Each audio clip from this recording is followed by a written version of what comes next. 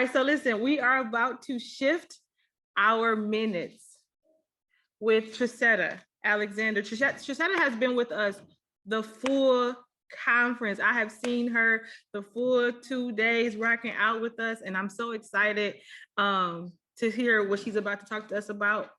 As a business productivity coach and CEO of Profitable Productivity, LLC, Trasetta Alexander partners with coaches, consultants, and service-based business owners to increase their profitability by maximizing their productivity.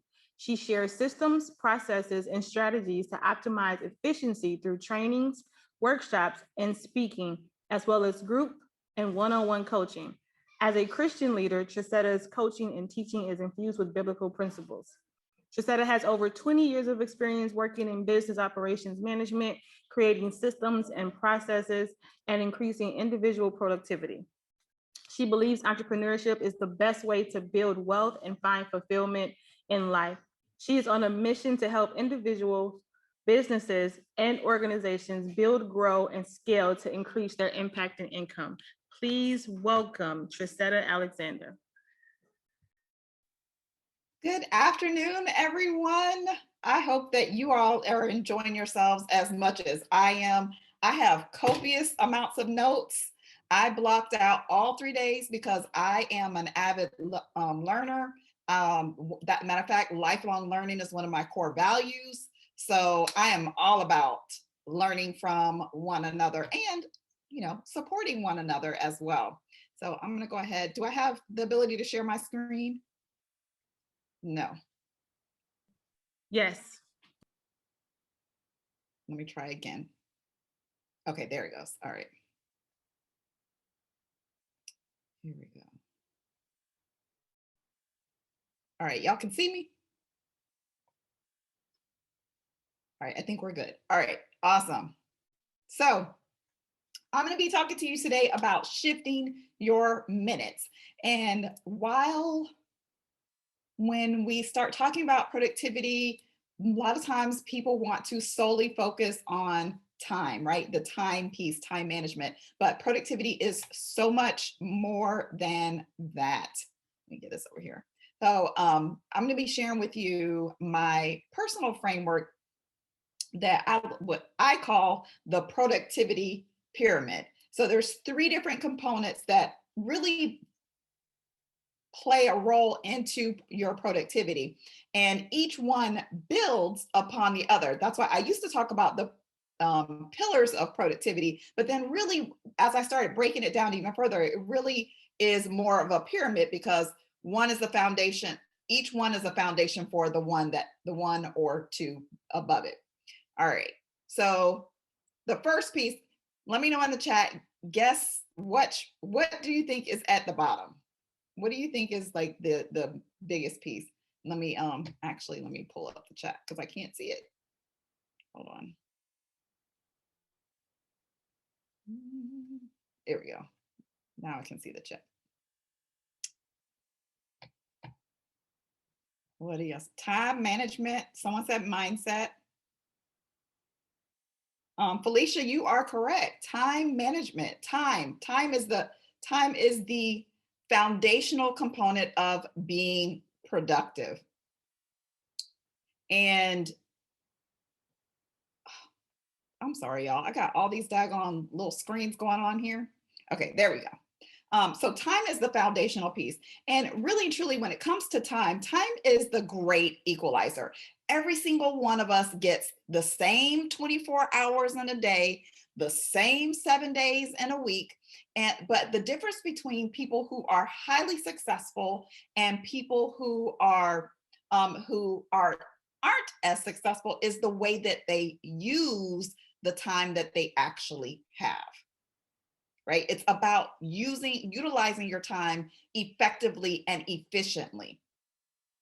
So there are different strategies that I like to use when it comes to actually managing your time. These are things that you're probably most familiar with.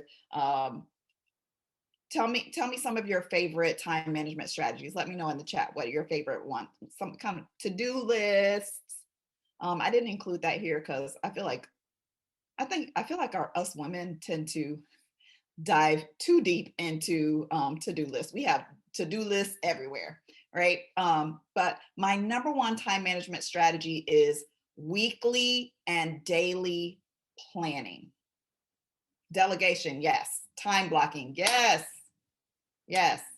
Um, because there's this research has shown that for every minute you spend planning, you save 10 minutes of doing, right? So if you're doing something small, that may not really make a huge difference. But when you start talking about major projects that you're working on in your business, it's going to be really key for you to spend the time planning. And a lot of us, we want to say, I don't have time to plan, or we're so busy inside of the work that um,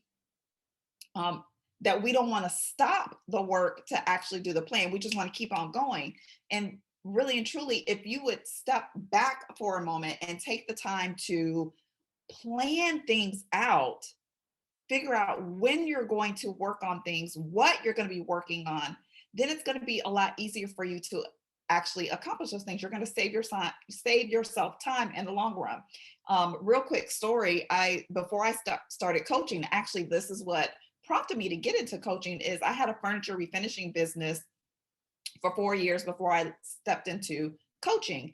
And one of the things that I was doing it as a side hustle, and most of the projects that I worked on took days to complete. It wasn't something that I could just sit down and knock out in one sitting. And I would only have maybe 1 hour or 2 hours, unless it was the weekend, to work on a project. So I had to be very strategic in what I was doing. So if I knew I wanted to work on refinishing, say, this dresser, then I would say, all right, well, what do I need to do? What are the steps that I need to take? And then I'd take a look at, all right, what supplies do I need in order to do that? Because it is nothing worse than getting ready to do a project or work on something and you don't have the tools, you don't have all the things that you need in order for you to actually get it done. By taking the time to sit down and plan your week, plan your day, that helps you to ask yourself the questions: what are the things that I need? What am I working on? What are the resources that I need in order for me to actually use this time frame strategically and actually get things done? Because if you have an hour to work on whatever it is that you're working on, then you don't have time to be wasted trying to figure out, well, what am I going to work on? What am I going to work on right now? And then it takes you 20, 30 minutes. You wasted half of your time. And just when you're getting good into a flow, then it's time for you to stop and do something else, right? So planning that out in advance and knowing specifically what it is you're going to work on is going to help you. And the matter of fact, the free resource that I have for you all walks you through my personal way that I plan out my week and the questions that I ask myself to help me make sure that I'm getting the right things on my calendar. So I'm not going to spend a lot of time talking about that. But setting up when you're doing your planning for the week and for the day, making sure that you have specific time blocks set aside for different activities.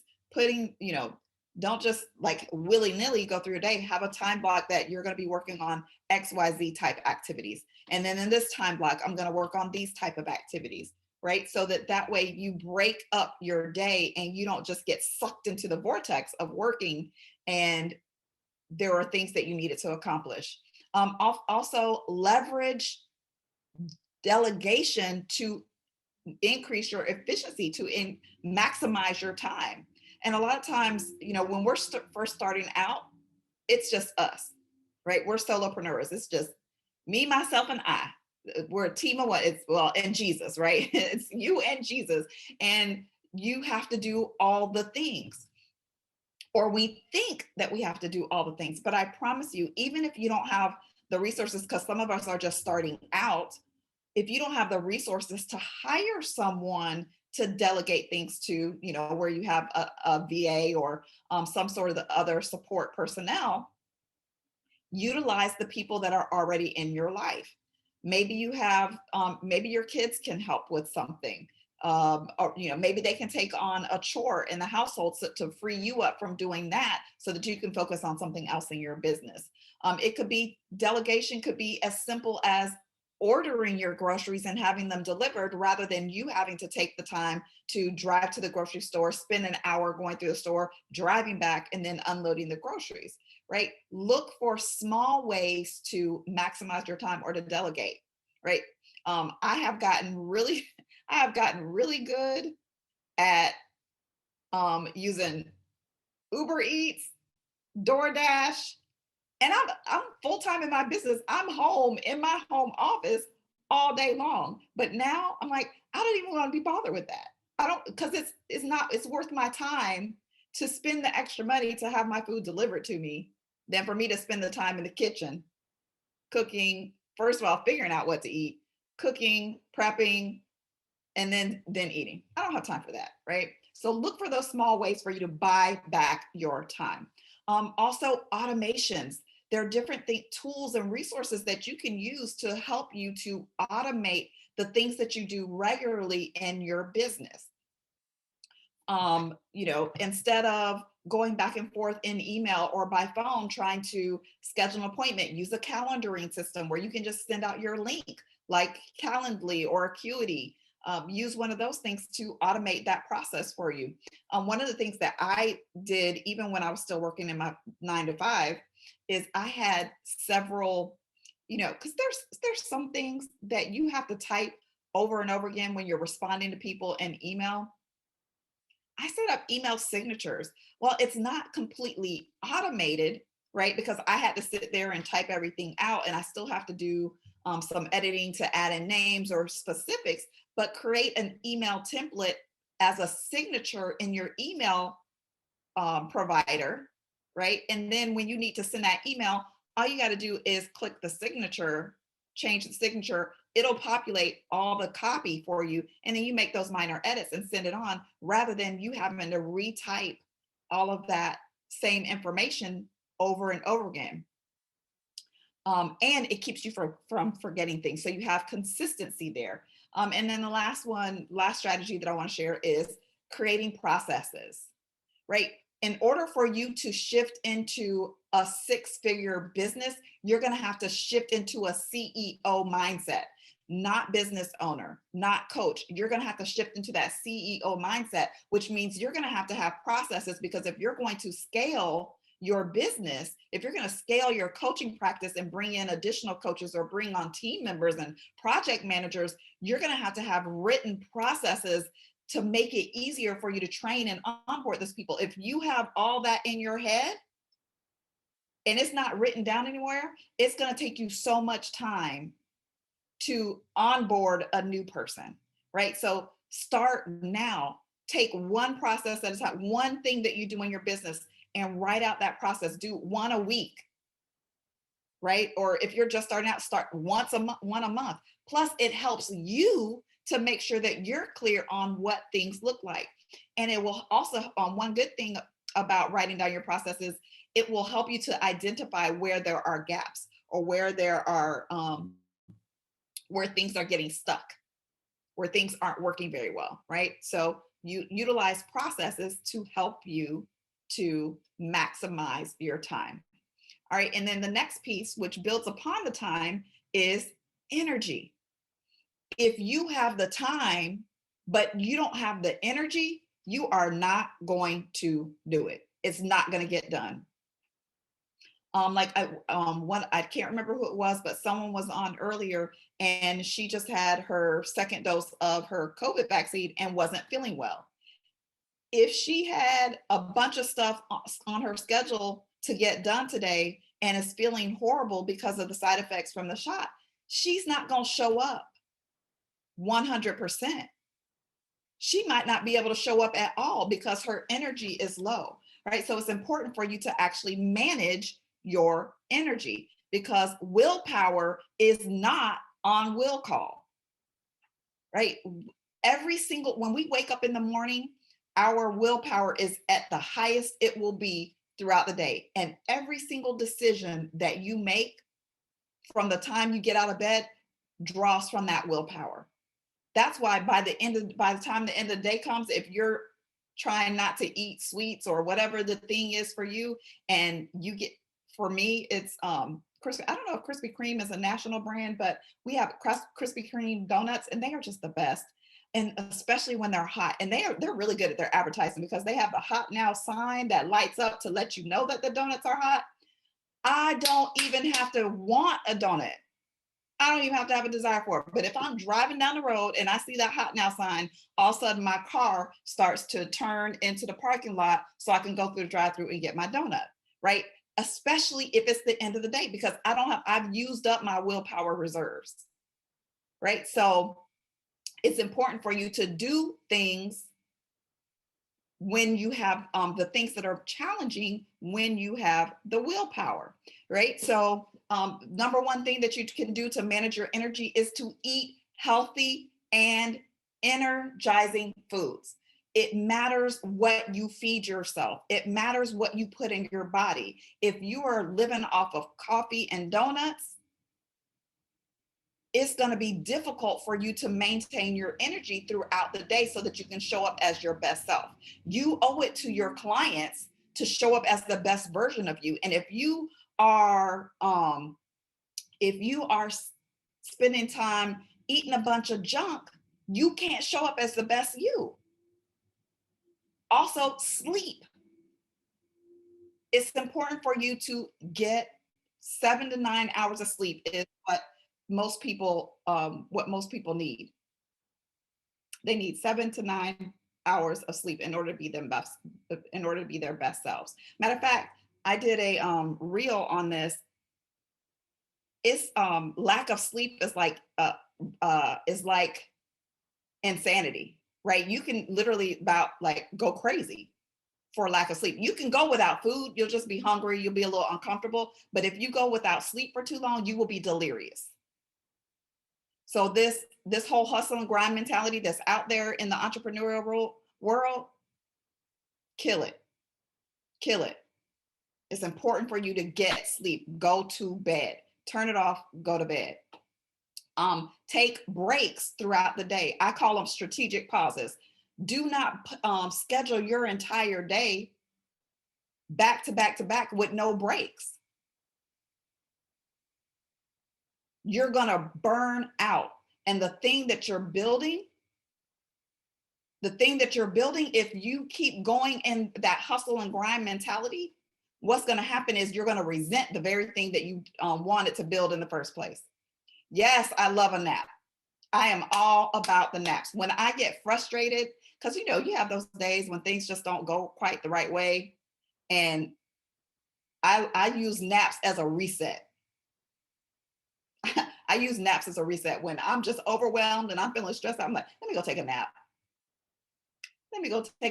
And then I'm gonna come back and I'm fresh and I'm ready to get it. And I'm not talking about go lay down for an hour or 2 hours. No, 15 to 25 minutes is the sweet spot. If you go over 25 minutes, you start hitting 30 minutes, then you're starting to get into that REM sleep. And if you wake up, you're going to be more groggy. So if you can't go, if you don't have a full 90 minutes, which is what the sleep cycle is, then 15 to 25 minutes, right? 15 to 25 minutes is that sweet spot. So make sure you take those strategic pauses. If you need a nap, go take a nap, right? And then also schedule your most important or challenging tasks during high energy times. I encourage you to go do a time and an energy audit. Monitor yourself over the period of a week or 2 weeks to figure out, when do you have the most energy? When do you have the least amount of energy? I know for me, this time of day right here, right now, is typically when I have the least amount of energy. Now I'm running off of adrenaline right now because I'm in my zone of genius. This is what I do. I eat, drink, sleep, productivity, right? So I'm in my zone of genius now. So it's easy for me to just kind of show up right now. But if I were to try and say, write a chapter for my book during this time, I would be so unproductive. That's something that I need to do first thing in the morning, because I know for me, but before 10 o'clock, that's when I'm my most productive. That's when I have the most energy. That's when I need to do my most important work, between 6 a.m. and 10 a.m. And then in the afternoon, I get another burst later in the evening. But you have to know what your pattern is so that you can schedule those most important tasks or the things that you find challenging during the time when you have the most energy. Otherwise, you're not going to be very productive, right? So you got to manage your energy. Okay. And then the last piece of the productivity pyramid is focus. You have to be able to focus. If you have the time and you have the energy, but you lack focus and you're off chasing squirrels mentally, it's going to be difficult for you to actually get things done and be productive.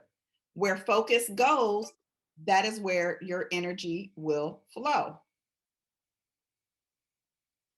Where focus goes, energy flows. So if you are mentally all over the place, it's going to be difficult for you to get things done. And with the way society is right now, we have so many things vying for our attention. We find it difficult to focus, to maintain focus, right? There, you know how when you were a kid and you would just kind of be off daydreaming in class and the teacher would say, pay attention, pay attention. That's literally what is happening. The reason why we pay attention is because our attention is valuable. Our attention is valuable. Companies pay big money to advertise to get our attention. Your focus, your attention is one of the most valuable things that you have. Time and attention, right? So you need to be able to manage your focus. Do things like meditate. I like to do, now I'm not talking, you know, we're all Christians here, we're all believers here. I'm not talking about sitting on the floor, crisscross applesauce, doing ohms. That's not what I'm talking about. I'm talking about taking time to just be quiet. Just be quiet. I like to do deep breathing meditation, where you just basically focus on where you feel the breath. And then when your mind starts to wander, you just bring your attention, your focus back to where you feel the sensation of the breath. But Headspace, Calm, those are really good. Those are really good apps to use to help with meditation. There's also Christian meditations on YouTube. You can just do a search in the YouTube browser for Christian meditations where there's where you can listen to those. There's one that I listen to when I have trouble going to sleep, and literally I have never made it all the way to the end. I'm always asleep before. It's a 15-minute meditation, and I'm literally asleep every single time before the 15 minutes is up, just from using that meditation video off of YouTube. Turn off your notifications. You do not need to be available to everybody all the time. Turn off your email. And I forgot to turn mine off. So you just heard that email come through. Turn off your email notifications. Better yet, close out your email when you are doing focus time. Put your phone on do not disturb. I promise you, the world will not come to an end in 1 hour or 2 hours, however you need to do. If you are in a space where you have shared office space, close your door. Tell your family, I am going to be unavailable for 1 hour or 30 minutes, right? Whatever that time period is, you need to have scheduled focus time, and tell them they can understand, they can deal for that period of time. Train them, right? One of the things that I used to do with my daughter when she was young, I was actually in school and we would have study time together, right? We would have study time and quiet time together, right? So have scheduled time and be unapologetic and about your focus time, as well as be, hold that space as sacred. Hold that space as sacred. Even though it's an appointment with yourself, think about it as if it were an appointment with a client. and because you are the client, you are your number one client, right? Ditch the multitasking, let it go, stop multitasking. It's actually not multitasking, it's called task switching. You're moving back and forth between two different tasks, and you're actually losing time going back and forth versus just focusing on one. Also, there's apps and that block browser and app use during, there's software out there that you can use to do that, to block you, so that if you think that you might wander off and want to get on social media or on a particular website and just scroll, use some of the software to block your computer or your device from being able to access those platforms. And then also limit your screen time. The more time we spend in front of a screen, it dims our focus, right? So schedule some time to be completely and totally screen free. All right, now I want you to do a quick self-assessment. Do a quick self-assessment. There's inside the workbook, you have a thing. I want you to take a look and see and document, what are your current strategies? What are your current strategies to effectively use your time, energy, and focus? What are you currently using? Not what you want to do or what you think you should be doing, right? But, oh yes, I love Dappy T too. Yes, I love him. But yeah, so think about what are you currently doing? Do a quick audit, do a quick assessment of what are your current strategies for your time, your energy, and your focus. And then once you have those, because I'm running out of time, once you have those, I want you to think of also, then take a look at what are the things that are preventing you from being effective in the use of your time, energy, and focus. What's draining you? Like, what gets in the way? Is it people? Is it your habits? Or are you not being consistent? Maybe you plan sometimes and not all the time, right? What are the things that prevent you from being effective with your time? Then once you have all of that, then it's time to shift. Now it's time to shift. I've shared with you a ton of different strategies that you can use to manage both your time, your energy, and your focus, right? So which one or two will you implement to improve the management of your time, your energy, and focus? Right? Take a look at what are the strategies that you heard today, or maybe they were new, maybe they were things that you knew, but you just kind of forgot all about them. What strategies will you start to implement to help you shift into better time, energy, and focus management so that you can move more into that CEO mindset rather than the business owner, right? Rather than the business owner mindset. Shift from business owner to CEO. It's a difference. All right, and I'm gonna let's see here. All right, let's stop sharing and come back to you.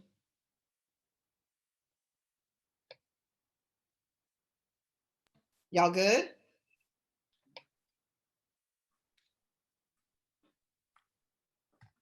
All right, does anyone want to share what their what strategies they're going to, one or two strategies that they're going to implement to better manage their time, energy, or focus, or all of them?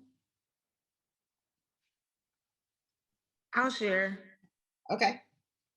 Okay. So for me, I'm gonna start using more automation.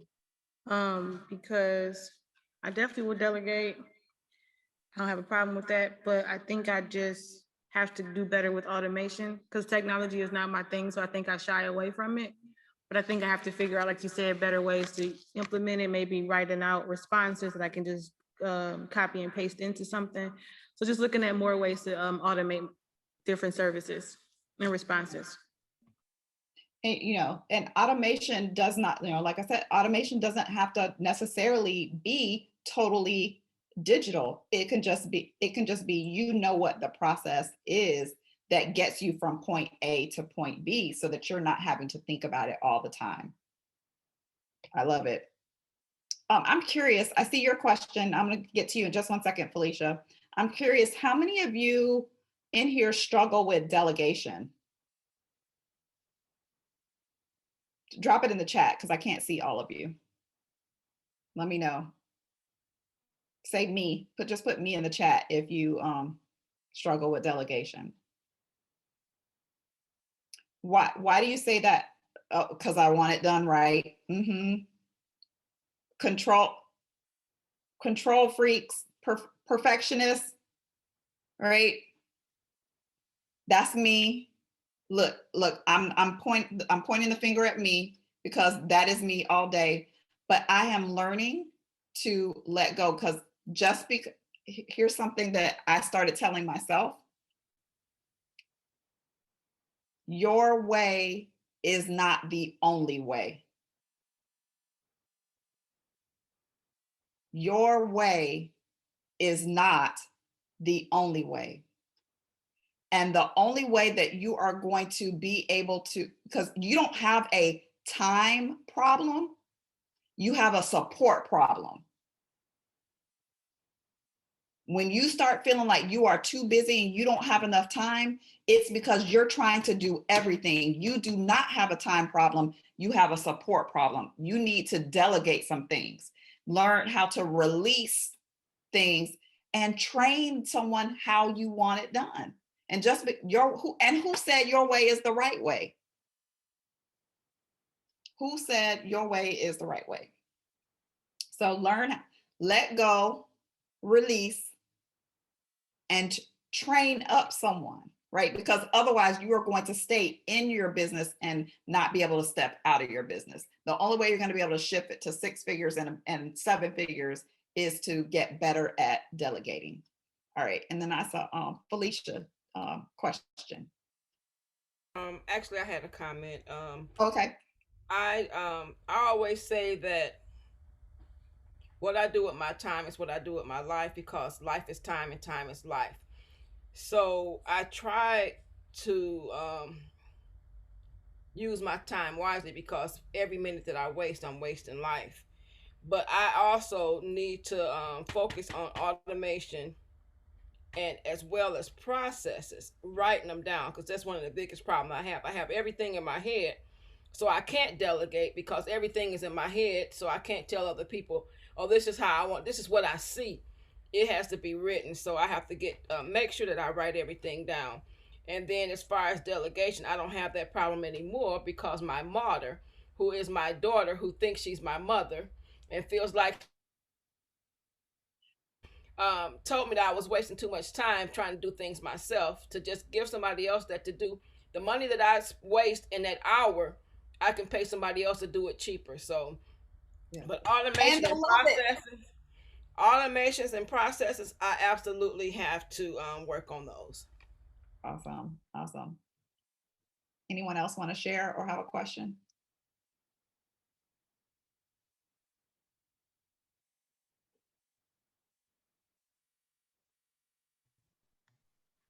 Yeah, when you have processes in place, when you have them written out, it makes it easier for you to multiply yourself. Because what happens if something happens to you, your business stops running?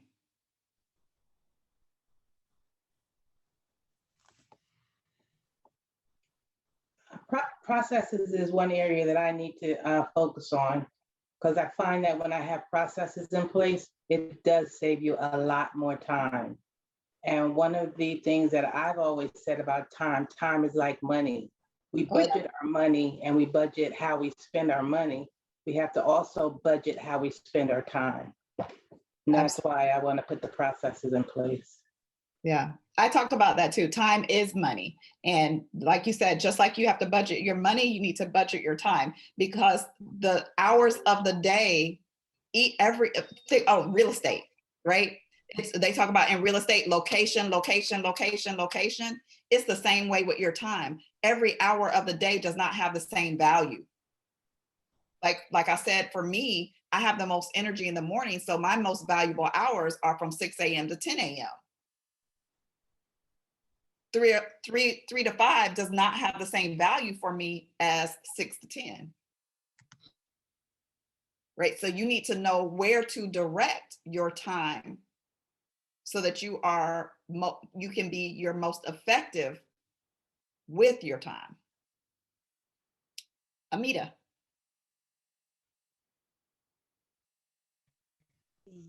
This has been eye-opening for me because I realized a lot of things that I've been doing wrong that I could be better at. And it's not only costing me in my business, but it's also costing me in my health, in my focus. So for me, I'm really looking into being a better delegator, letting people know, hey, I can't do it. Um, and not feeling bad about saying I can't do it because I've gotten so caught up in being, that superwoman that I forget that I'm still human.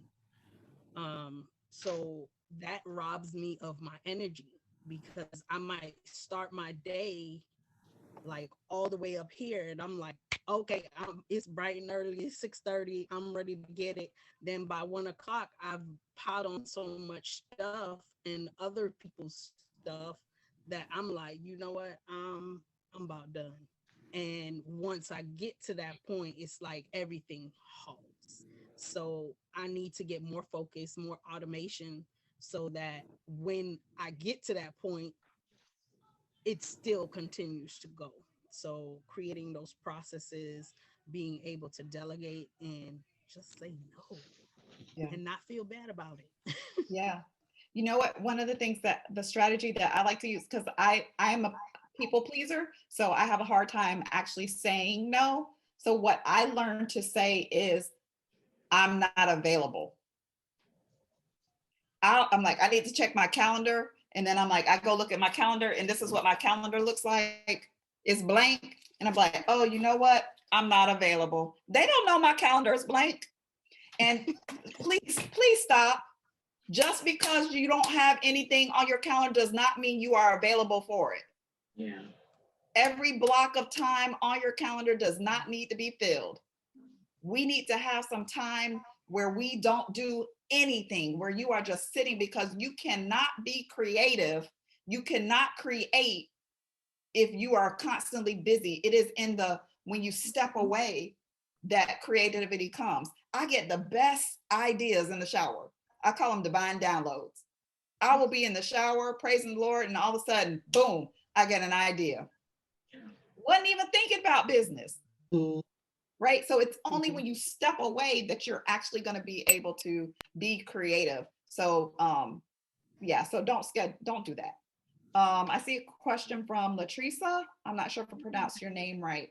How do I determine who I can delegate things to in my business if I am single and do not have any children? Great question. I love it. So ask for help from your friends, right?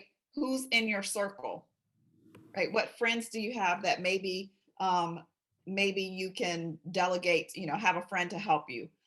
Barter.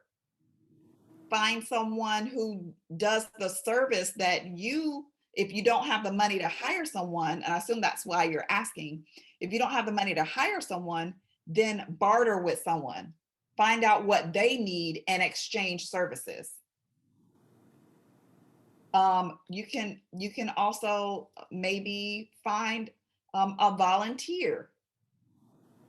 If you have a Facebook community, I literally just posted earlier today, this morning before we got on, I need to go look, but I posted in my Facebook community. I was like, hey, I'm tabling at an event on Wednesday and I need someone to help me work the table. If you're, because I have people who are local inside my community as well. I'm like, if you're available this day, this time, and you're willing to help me, let me know.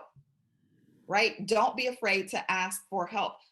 Be creative. If you have office space, and I don't know, maybe right now because of COVID, it might be a little easier for you to do this. Look into programs at the universities.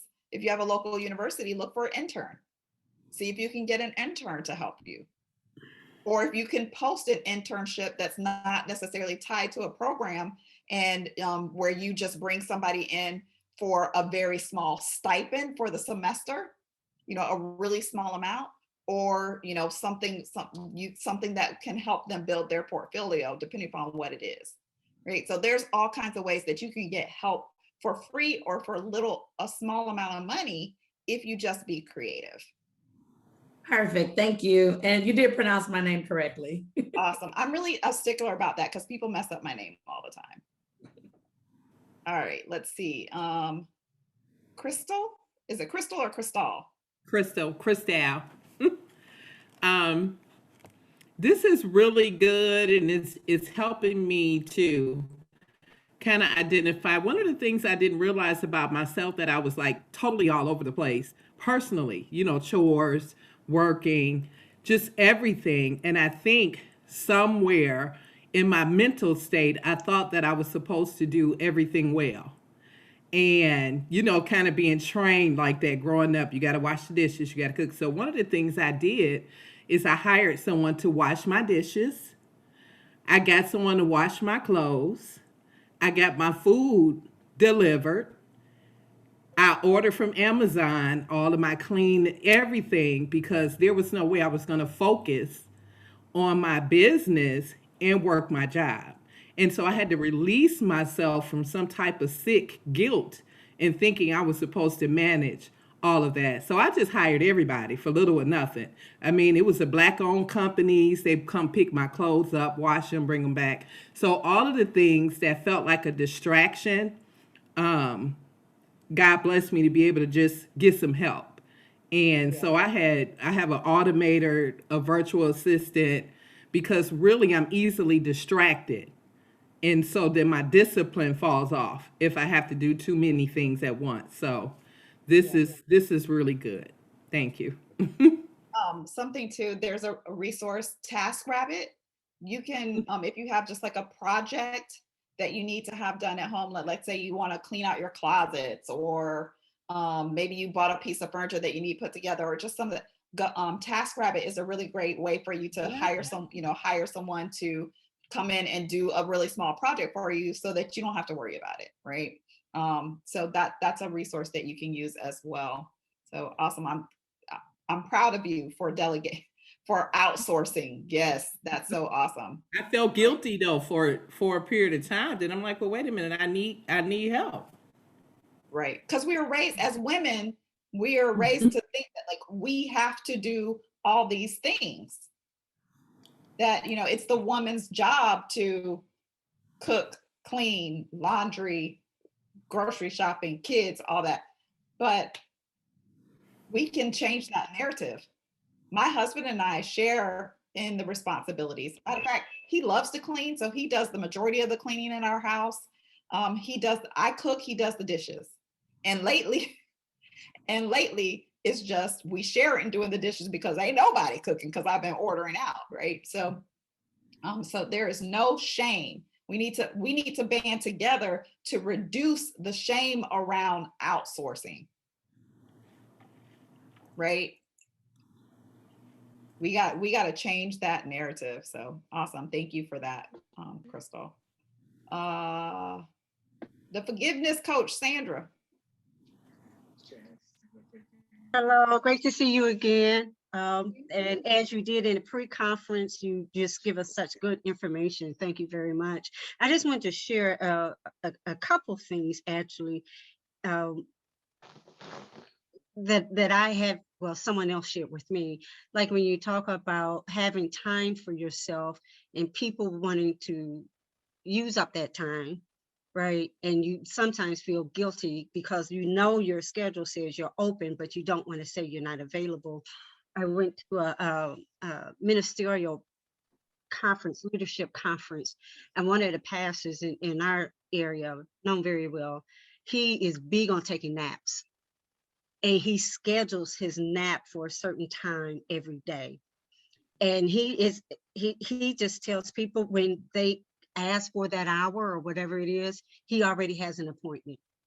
Now, the truth is, he does have an appointment, and it's with himself There you to go. take care of himself. So he's not lying, he's not misleading people. He does have an appointment, and it's to take care of himself. So that's something that we can implement. And actually, Jazz recently said something on our client success call, and she reminded us that everyone, we're always trying to do so many things at the 100% level, right? We got 20 things to do, and we're trying to give everything 100%. That's just absolutely impossible. You'll never be able to do everything on your list at 100% all the time. You got a certain amount of time, you've got a certain amount of energy allocated appropriately, and then everything won't get 100%. Something might only get 10% of it, for the day. And it doesn't have to be like that consistently. It might just be for that particular day. This is going to only get 10% of me, but tomorrow it might get 20% of me. So I balance. There are tools, and thank you for these tools. Are you going to go through each of these levels, like the energy, the focus, and like you're doing with the time? I did go through them. You went through them all already? I've been holding on one. Okay. Yes, I went through all of them. Okay. I went through all of them. But I love what you shared about the gentleman who has that appointment with himself for the nap. And something that I want to say to you all, ladies, self-care is not selfish. Self-care is not selfish. Just like you schedule other people, you need to schedule yourself. Put yourself on your calendar. Yeah. Go get a massage. Go get your nails done. Have lunch with a friend. I am very intentional that every single month I have at least 2 girl time events where I either go to lunch with someone, and then a really good friend of mine and we have girls' night once a month. We go to dinner somewhere where they play music, and we just go eat and listen to music and talk and catch up. Right. So whatever it is that you need to do. Matter of fact, Saturday I'm preparing for for a launch, for a challenge that I've got coming up at the end of the month. And I have my big, huge Post-it notes with my long list of to-dos that need to get done in order for me to finish preparations for that. And I was feeling a little bit overwhelmed. And I knew that for me feeling overwhelmed, that I needed to take some time for myself to step away, to kind of release so that I could come back. But I was struggling with myself about doing that. And my husband was like, babe, just do it. So I did. I took the day, Saturday, and I drove over to the beach. It was a 2-hour drive. Then it took me, because I waited so late, it's Mother's Day weekend, and the place where I normally park was full when I got there. It took me 2 hours to find somewhere to park. And I almost turned around and just came back home. And I was like, no, I can see the water. I can see the water. I am going to get my feet in the sand today, even if it's just for an hour. And I ended up, once I finally got to the beach, my husband and I were supposed to have dinner plans with friends. And I texted him, I was like, I can't just stay here an hour. I need more time. I'm not going to make it back in time for dinner. You go and enjoy, and I'll be back whenever I get back. Right. And I did not feel bad. I did not feel bad because it was what I needed. And if I didn't do what I needed, then I was not going to be any good at that dinner anyway. Right. So prioritize you. May I ask you a question? Sure. I have a problem with multitasking, and you suggested we ditch multitasking. How? focus on one thing at a time. That's so hard It's for so me. easy. That really is so hard for me because I'm always thinking that I've got so many things to do and I may start one thing and while that's going, go do something else and then come back to the other thing and then. Research has shown that you actually waste more time. It takes you longer to get things done when you go back and forth between them. There's something called what's called the I think it's the Zeigarnik effect, where it's a nag effect. What you're doing is you have an open loop in your brain. Once you start working on something, it's an open loop until you close it, until you complete that task, you have an open loop. And so when you leave that open and you go to something else, now you've got that nag. It's called the nag effect. So it starts nagging at you. You have that in the back of your mind that I still need to go back and finish that because you have that open loop. And the more things you start, the more open loops you have, the more nagging you have in the back of your mind. So here's what I definitely recommend doing. Use the time blocks, have your list of things that you need to get done, prioritize them by the level of importance, right? And say, okay, I'm going to focus on this. And if you think of something else you need to do while you're in that focus time, just keep paper next to you and write it down. And that way you're not going to forget it because you have it written down. Right? Because a lot of times we go do some other things. We're like, oh, I thought about this. Let me do this right now so I don't forget. Just write it down. And when you're finished with whatever that task is you're working on, then you can come back to it and look at your list. All right, what's next? Also, a quick tip: if you think of something not during your focus time, but like if you're preparing, like getting your list together, preparing your day, or you think of something and it's only going to take, now when I say focus time, I'm talking about project, like a major project that's really important. We have other tasks that we do throughout the day, but when you're doing focus time, you're focused on that, whatever that one thing is. But the rest of the day, if you think of something that you need to do and it will take less than 2 minutes to get it done, then just do it, get it over with. Otherwise, write it down on your list and you will come back to it when you have time and you'll look at your list and say, okay, what do I need to do next? Right?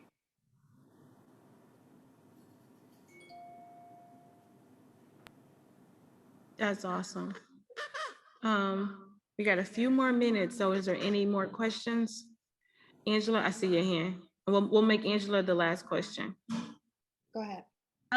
So I just wanted to share that the 3 that I needed to take away the most was blocking some time out for myself. And if you can remember, I said earlier, I have a special needs son along with all the other things. He's an adult. So things have definitely shifted from when he was younger than being an adult. So it's gotten a little bit better. But I think the 3 things for energy, one of the things for energy was more sleep, because I come from the old school as an entrepreneur, go until you can't go no more. So that was something recently, because I see a therapist as well. And so that was one of my self-care moments, just getting in touch with things I needed to do for me, to kind of get in touch with, like you said, taking care of me, and it's not selfish. So I had to distinguish how to do that. But I was doing everything but getting enough sleep. And then multitasking was still in my brain. So I was still thinking I could do all this stuff. So that is one of the things I need to ditch, because I'm still stuck in a transition of trying to move that. Now, delegating responsibilities, I've had a good hold on that for about a year now, because even for growing in my business, social media, stuff like that, laundry, somebody mentioned laundry, those are things that I delegate. So just even my social media, I have not really kind of did my social media for a whole year.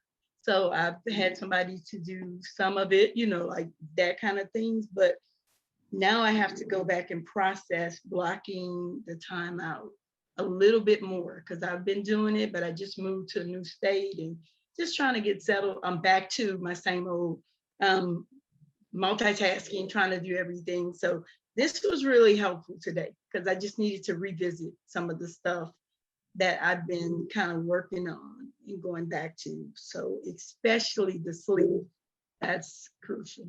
So yeah, so I just wanted to say that. And thank you. You're welcome. Jasmine, do we have 2 minutes? Yes, ma'am. Okay, I want to do an exercise because since several people have brought up multitasking as a struggle for them, I want to do this exercise to show you, to prove to you that multitasking actually wastes time. Okay. Right. So what you do, just grab a blank piece of paper and draw 2 lines, or you can use inside the notebook. You've got lines that you can write on. So I want you to draw 2 lines, right? Right, just two lines on your paper, right? And I'm going to time you. And this is what you're going to do. You're going to, on the top line, you're going to write, I am a great multitasker. Not yet, not till I tell you, not till I say start. But on the first line, you're going to write, I am a great multitasker. And on the second line, you're going to write the numbers 1 through 20. Okay, let me get my timer. Not my timer, stopwatch. All right, are y'all ready? Go. And then put a 1 in the chat when you're done. I am a great multitasker, and then the numbers 1 through 20.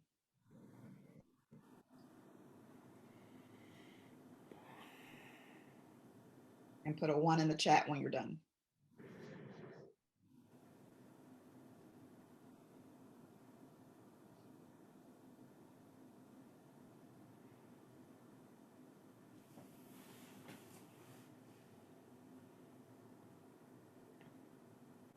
All right.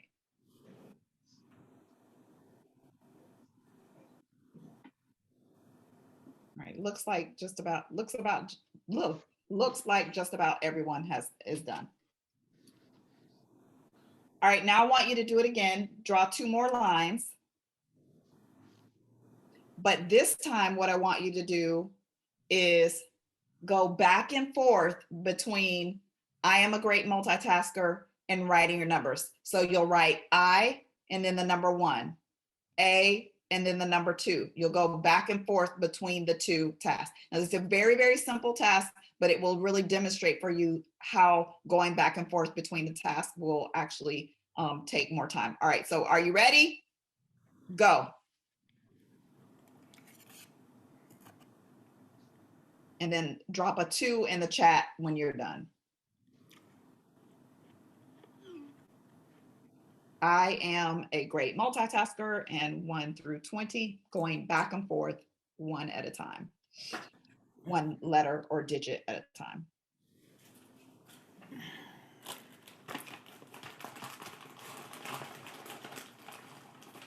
Drop a 2 in the chat when you're done.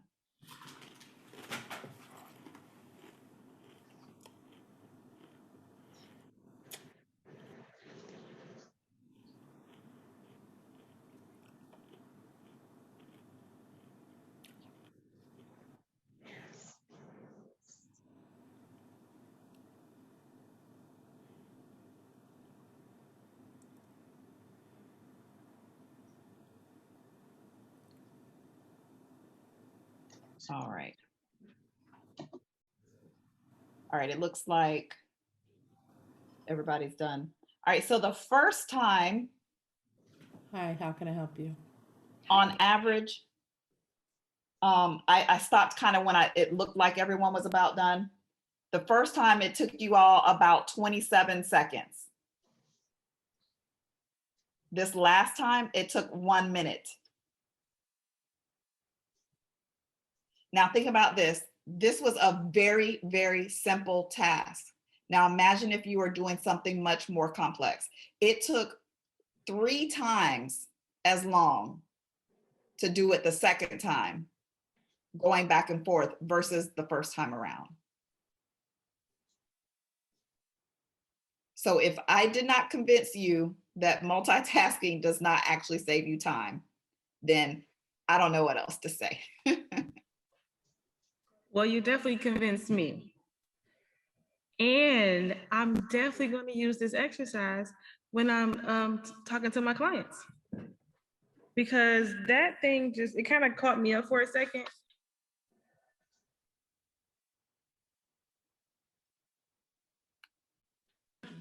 Oh, yeah, I think somebody in the room may not have finished. I'm not gonna say anybody's name, but I did kind of get caught up in the middle too with I'm like, oh, I misspelled the word for a second. I had to go back and correct it. So I am sold.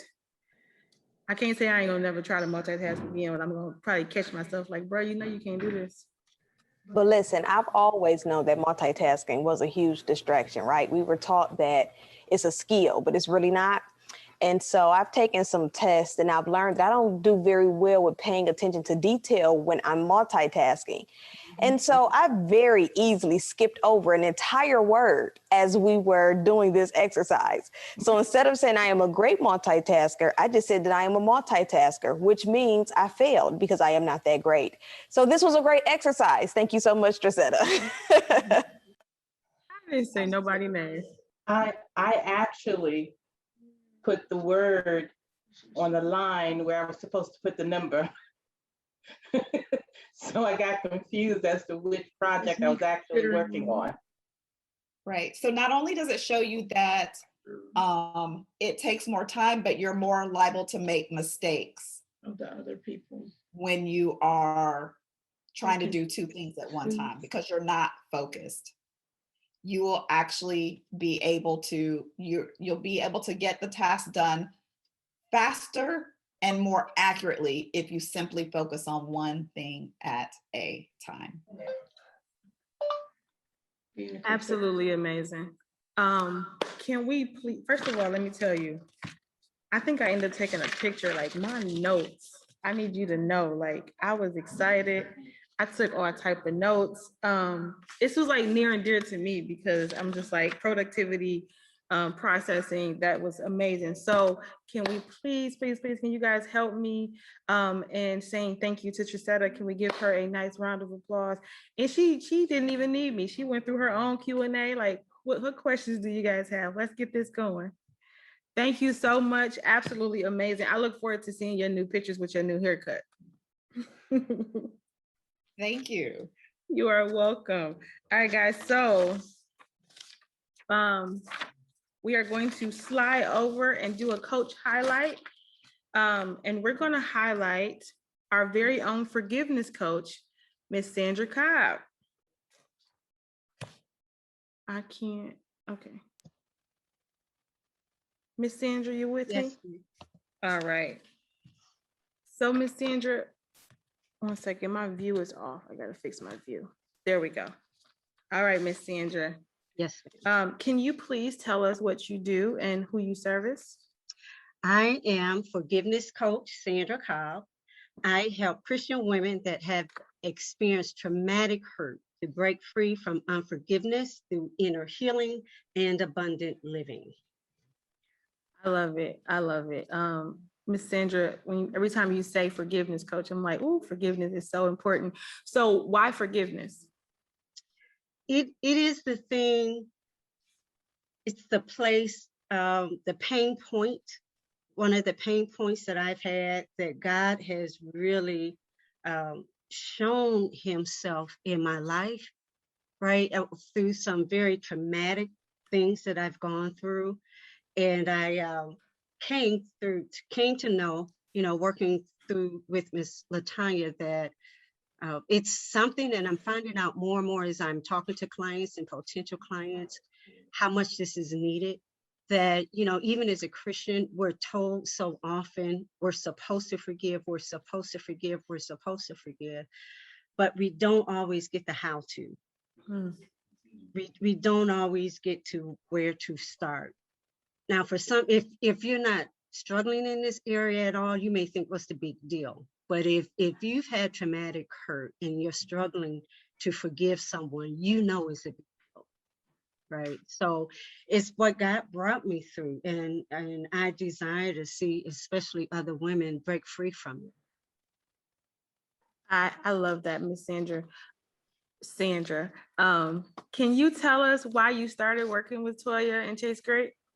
Yes, ma'am. So in last year, it was just last year, right? In March 2019, I began to shift like so many other people had to because of the pandemic. And my work environment was really getting not very pleasant. And so I got to thinking about, am I tired of this? What do I want to do? Tired of going through certain frustrations. And I have a great friend, Dr. Crystal Eason, and she's like, so what do you want to do? And I'm thinking, well, I don't know. I think I might want to do this. And I think I might want to do this. And she said, well, there's this young girl. She called her a young girl. And she has these, she goes on Facebook Live and she does these sessions every Monday, right? Maximize Your Monday. And so I'm going to see if I can invite you to that. And I got the invitation to come to the Chase Great, start to six figures, Maximize Your Mondays. And so I just kind of slipped in, didn't make any kind of announcement or anything. I just kind of slipped in and I got hooked with this girl. And it was just always so rich. I mean, every Monday I made room for this. I don't care what I was doing at the time for Maximize Monday. I made room for it, and LaToya was talking to me. She was talking to me, and I didn't know. I had never thought about being a coach before. I just like to help people. Right. And that's what I was already doing. And so that's how I got introduced to even coaching. And finally, after a while, I just, I got on a call with LaToya and I'm learning and seeing all these programs that she has. And I'm trying to do everything. And everything she offered was fruitful. Everything she offered was productive.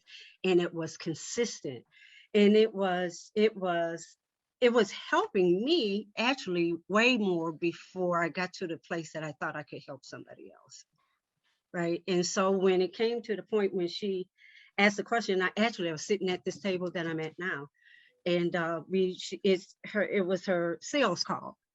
And but I didn't have it until I thought I was ready to join the program. Right. And so she said, well, if I was ready to make that commitment within the next 24 hours, the investment. And I heard myself say it out loud, can I afford not to do this? Because I recognized it was a moment. And it was a moment that I needed to seize. And I just really couldn't, I just could not forfeit that moment. I couldn't afford not to do it at that very moment. So I went and got my debit card. And I paid and got into the NIT certification program and haven't regretted it a day since. I love that. You get me talking about Chase Great and the certification program is amazing. Okay. I'm okay with it because you said some good things. Like I slipped in and it looks like you never slipped out. You got stuck. Yeah. Like you slid in and you fell and you got stuck. But that's what happens. And I heard you say, I never thought about coaching, but she was talking to me. And so what I heard you say was because she was consistent in her messaging, because she was faithful and consistent every Monday, and I was able to go. And she spoke to me. I was a part of her ideal audience. And so as coaches, sometimes we wonder where they're going to come from. And I always say, if you build it, they'll come. Like, I mean, that's what the movie said. If you build it, they'll come. And so she built it. She continued to do it, and she was faithful and she was consistent. And you came and you said, hey, I'm here. And I didn't know I wanted to do this, or this is what I was supposed to be doing, but now I know. And so you said that the key word, I've never regretted it since. Never. Amazing. Miss Sandra, what internal shifts, because I mean, in talking about forgiveness, what internal shifts did you have to make to shift into the space you're in your business? first it was mental shift. Again, I never saw myself as an entrepreneur. I never saw myself as a coach. I knew what God had brought me through. And I've heard, especially as a minister, you know, what God brought you through is your ministry, right? And so when there would be times when women would just come up to me and say certain things and need help with certain areas, and they had no clue what I had been through, because I was very private and didn't share. But if I had those occasions, I recognized them as God moments, so I would share then. But my mindset was not to put it out there to anybody. If you came to me on your own, I might share, but to just put it, I didn't know it was for other people.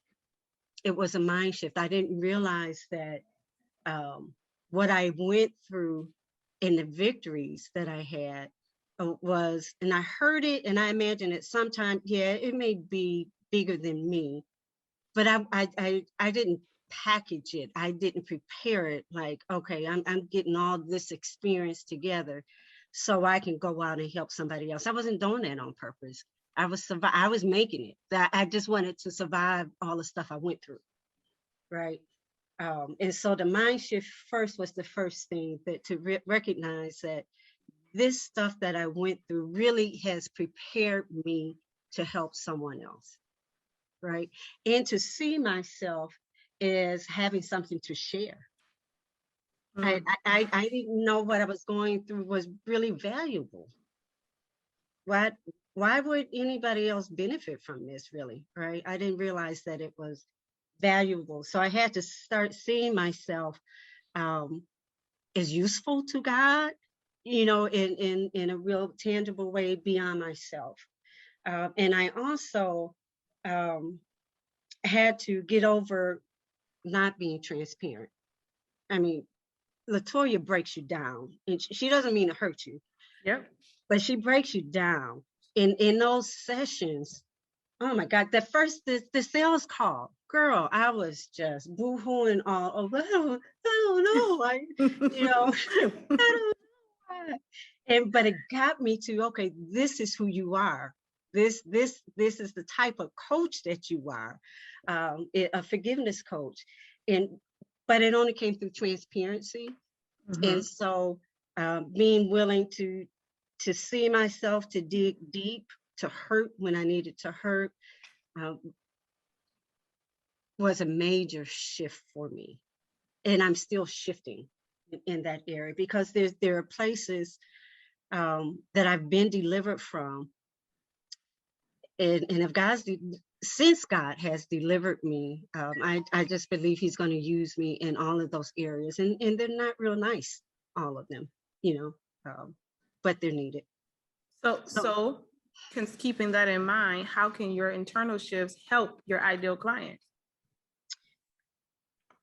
Well, when it comes to forgiveness, you do have to take a look at yourself, Jazz, and be truthful with yourself, right? You got to be transparent to yourself first. I went through this thing. I can't pretend like it didn't happen. It did happen. I'm angry with this person. I haven't forgiven this person. You know, sometimes I shared in another setting, sometimes we call ourselves, especially as women, because we got so much to do, we sweep stuff under the rug, right? And we think it stays there, but it really doesn't. We're going that odor eventually is going to come up from under that rug, and it just is constantly seeping out into different areas of our life because we haven't addressed what's under that rug. So transparency, and I think my growing in the area of transparency is going to help others to be comfortable with me, to be transparent, to talk about reality in their lives, where they are, why they're stuck, that they are stuck, that they have, you know, been hurt, that they haven't forgiven. You can't conquer something if you don't face it. Ooh, right? That part. You just can't conquer it if you can't face it. You can't even address it if you won't look at it. So that's part of what I'm going to help my client do, be transparent and address her needs, real needs that she has in the area of forgiveness, and shifting her mindset. A lot of people have misconceptions about what it really means to forgive. And some of it is, bad teaching that they've received.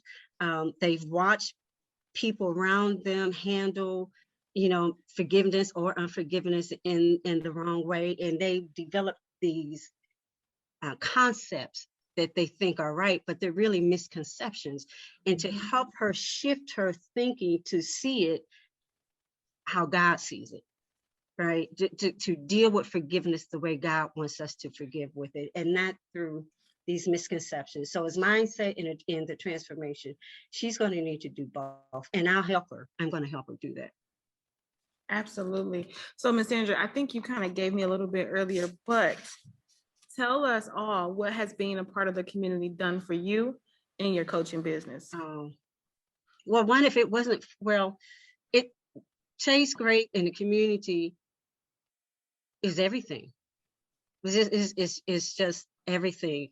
I would not, I don't think I'd be called a coach today if it wasn't for the program in the community. In the community, I get encouragement every day. There's encouragement, there's challenges, there's correction when correction is needed, right? Mhm. There's support. I've got, when I talk about mindset breakthrough, Coach Madonna, I had a free, I was following her. She had a free session on something. Girl, you got another slot open? I just, bam. I mean, it just opened so many levels for me. And everyone is helpful to each other here. I need help with social media and technical stuff. Everybody knows that. And I've got people that will message me and talk to me and call me and help me with different stuff. It's everything. It's worth the investment. I tell you, it's worth the investment. You're worth the investment if you're considering it. Absolutely. I love it. Ms. Sandra, any last words, anything that you just want to kind of say? If there was your ideal client was on this call, what would you say to her right now?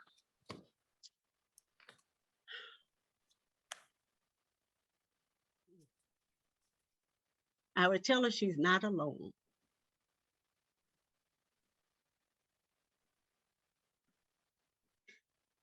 I'm sorry, she may feel alone, but she's not alone. There's help, and you don't have to stay stuck. You don't have to stay where you are. God hasn't left you, and you have a forgiveness coach here that will help you on your journey to forgiveness. You're not alone. You weren't supposed to do that to me, Jazz. Well, let me tell you. but it's the authenticity in this moment. That's the moment, because that lets us all know that you're passionate about what you're doing. This is what you're called to do. This is what your purpose to do. And the fact that you are having this moment right now says it's real, it's authentic. Sandra cares about you forgiving and coming through that unforgiveness, because unforgiveness, we know, is dangerous. We talked about sweeping it under the rug. You can only sweep it so much before either the smell comes up or you can't walk. Yeah. So unforgiveness is dangerous. It's dangerous to use. There's spiritual consequences to unforgiveness. There's physical consequences to unforgiveness. Abundant living includes forgiving. If you really want to enjoy abundant life, then have a lifestyle of forgiveness. Amen. That's a word. That's a word. Ms. Sandra, I'm sorry, I didn't mean to do that to you. You did that to us, I think, because the marriage coach had to come off the camera. I saw you. She was crying too. A few people had to wipe their tears. So I think, it happened. but we're grateful that it happened. I think this is a really good moment for us to take a quick break. How long do we want to give? 10 minutes. We're gonna do a 10-minute break, let you guys stretch your legs. Madonna, don't take a nap, you don't have enough time. We'll do 13 minutes so we can come back at, what's that, 4 o'clock. Yeah, come back at 4 o'clock or 3 o'clock, depending on your time. But we'll give you guys 13 minutes and we'll see you guys at 4 o'clock.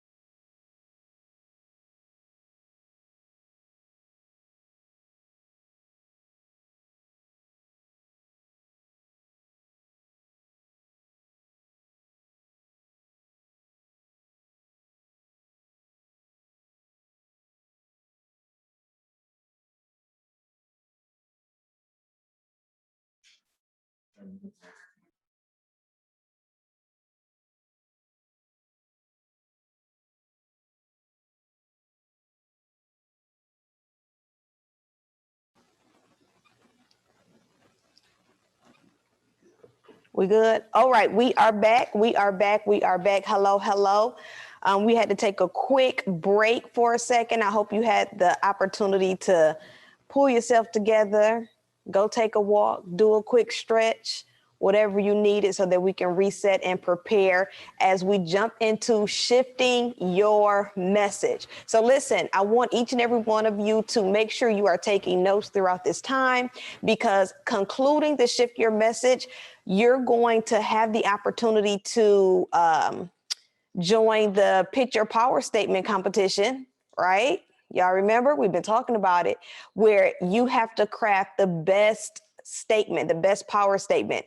And for the amazing startup coach who crafts the best statement, you will win an amazing 60-minute complimentary one-on-one coaching session with your favorite vision coach. Y'all already know. And I have another bonus for y'all. Listen.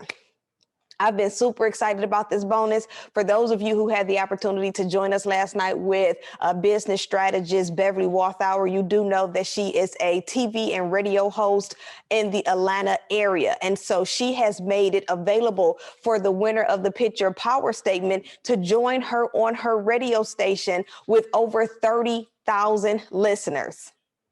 Now, listen, I don't know about you, but that is some amazing marketing and an amazing opportunity. So I hope that you are ready and you are paying attention. I love it, LaToya. Yes, so make sure y'all ready, okay? For the person who crafts the best power statement, you will be able to win a one-on-one 60-minute coaching session with your favorite vision coach, of course, and you will win the interview on Beverly's radio show and podcast with over 30,000 listeners. So listen, here, do me a favor. I want to know who wants to participate in the Pitch Your Power Statement. Do me a favor and put a heart in the comments if you want to, nope, not a heart, do a money bag, because this is where we can go ahead and generate the money that we're here to do, right? So go ahead and drop a money bag if you want to participate in the Pitch Your Power Statement. If you're not certain yet, it's okay. Let's go ahead and go through the training. You might be like, you know what? I got this, right? I got this. Money bag, no emojis, cool. Cool. All right, and then our team is going to notate who's all writing that out. Once we're done, we're going to shift into our shift your market, and then we'll do the Pitch Your Power Statement after that. But we want to know who's going to participate. We're going to give you a little bit more time to craft it, and then you'll be able to come live on camera and pitch your power statement. Cool. All right, let's go ahead and jump into this segment, because they got my timer on and they already told me to stop playing with them, and they said that I talk too much, and it's okay, because it's cool. It's cool. Okay, so let's go ahead and talk about your power statement. Let's go ahead and talk about your messaging. So for those of you who are new to coaching, you're new to this industry, you're new to this area, we do have some startup coaches who are literally in that space of launching. We have some coaches who've been coaching for a while. I want to talk to you and really give you that time to gain clarity on how to craft a message that connects specifically to your ideal client. Now, tomorrow we're going to dig a little deeper into learning who your ideal client is, but we want to be able to craft a message that's going to speak to the person whose problem we're called to solve. Okay, so we're going to go through the 4-step formula and crafting your signature power statement, and we're going to talk about the importance of your title. Okay, so we're going to get started and jump into the importance of your titling. Can I get my PowerPoint? Thank you, just so I can stay on course. Cool. So as we are preparing for that, again, we're going to talk about how to create a message that is authentic yet impactful. Okay, because I know that when we get into the coaching industry, a lot of times, if you listen to a lot of leaders will tell you to create a message that's popular, create a message that people are going to want to pay for. But here at Chase Great, we encourage you to create a message that is authentic and impactful. So let's go ahead and jump into that 4-step formula so that we can break down your messaging and your power statement. Now, here's the thing. Your message and your power statement are two different areas, okay? So we're going to talk about crafting your power statement because we're going to do the picture power statement later on in the evening. But I want you to understand that your message is your story that is connected or relatable to your ideal client that inspires them to work with you. A couple of the coaches have talked about it earlier. We had Sierra talk about it. We had Tanisha talk about it. But your messaging is the problem you're called to solve for your ideal client. Okay, so of course, we're going to break this down into the 4-step formula. Number 1, with it being, who are you? Now, I want you to make sure that you have your workbook open so that you can start writing some things out as we're going through line by line. So the first step is, who are you? What type of coach are you? Now, some of you have heard me say this 100 times before, but I want you to take note of you identifying the type of coach you are and being specific on what you call yourself. Let's go ahead and use the Bible as an example, because that's like one of the best references to use. When Abraham, or let's say when Abram, before he was able to really walk into his mantle, before he was able to really walk into the greatness of what God had for him, what happened? God changed his name, right? I know that. Have you ever been in a religious sector, maybe church, and a lot of people say, I don't want to be labeled by titles. But let's change the way we're looking at titles. When you think about a title, when you think about the CEO of a company, when you think about an owner of something, when you think about scripture, that title determines the level of expertise, the level of quality that person has. So I want you to take note of the title of what type of coach God has called you to become. Remember, when we talk about the titling, that first portion of your title describes, which is the adjective, describes what type of coach you are. So that adjective should be the solution to the problem that you're called to solve in the life of your ideal client. Right? So when we talk about who are we, we're talking about our titling. Understand that the blessing is in the title. Think about Paul. Before he was Paul, he was Saul. Before it was Israel, it was Jacob. Before it was Sarah, it was Sarai, right? So you want to make sure that when you are in that space and you're saying, okay, Lord, what is it? What type of coach am I? Your adjective is describing the problem that you're called to solve. Here's another thing. You want to make sure that you are not layering your adjective. So if you're saying I'm an empowerment mindset coach, you want to be specific on what you want people to call you. You want to make sure that you're not confusing anyone, because your titling is a piece of marketing. When someone's looking through social media, you have to think about it. Coaching is becoming bigger and bigger. You want to be able to stand out as the expert. And if you're layering your title with multiple adjectives, or you're layering your title where people have to question who you are or what you do, it can make it extremely complicated for your ideal client to connect with you. Cool. Number 2, who do you serve?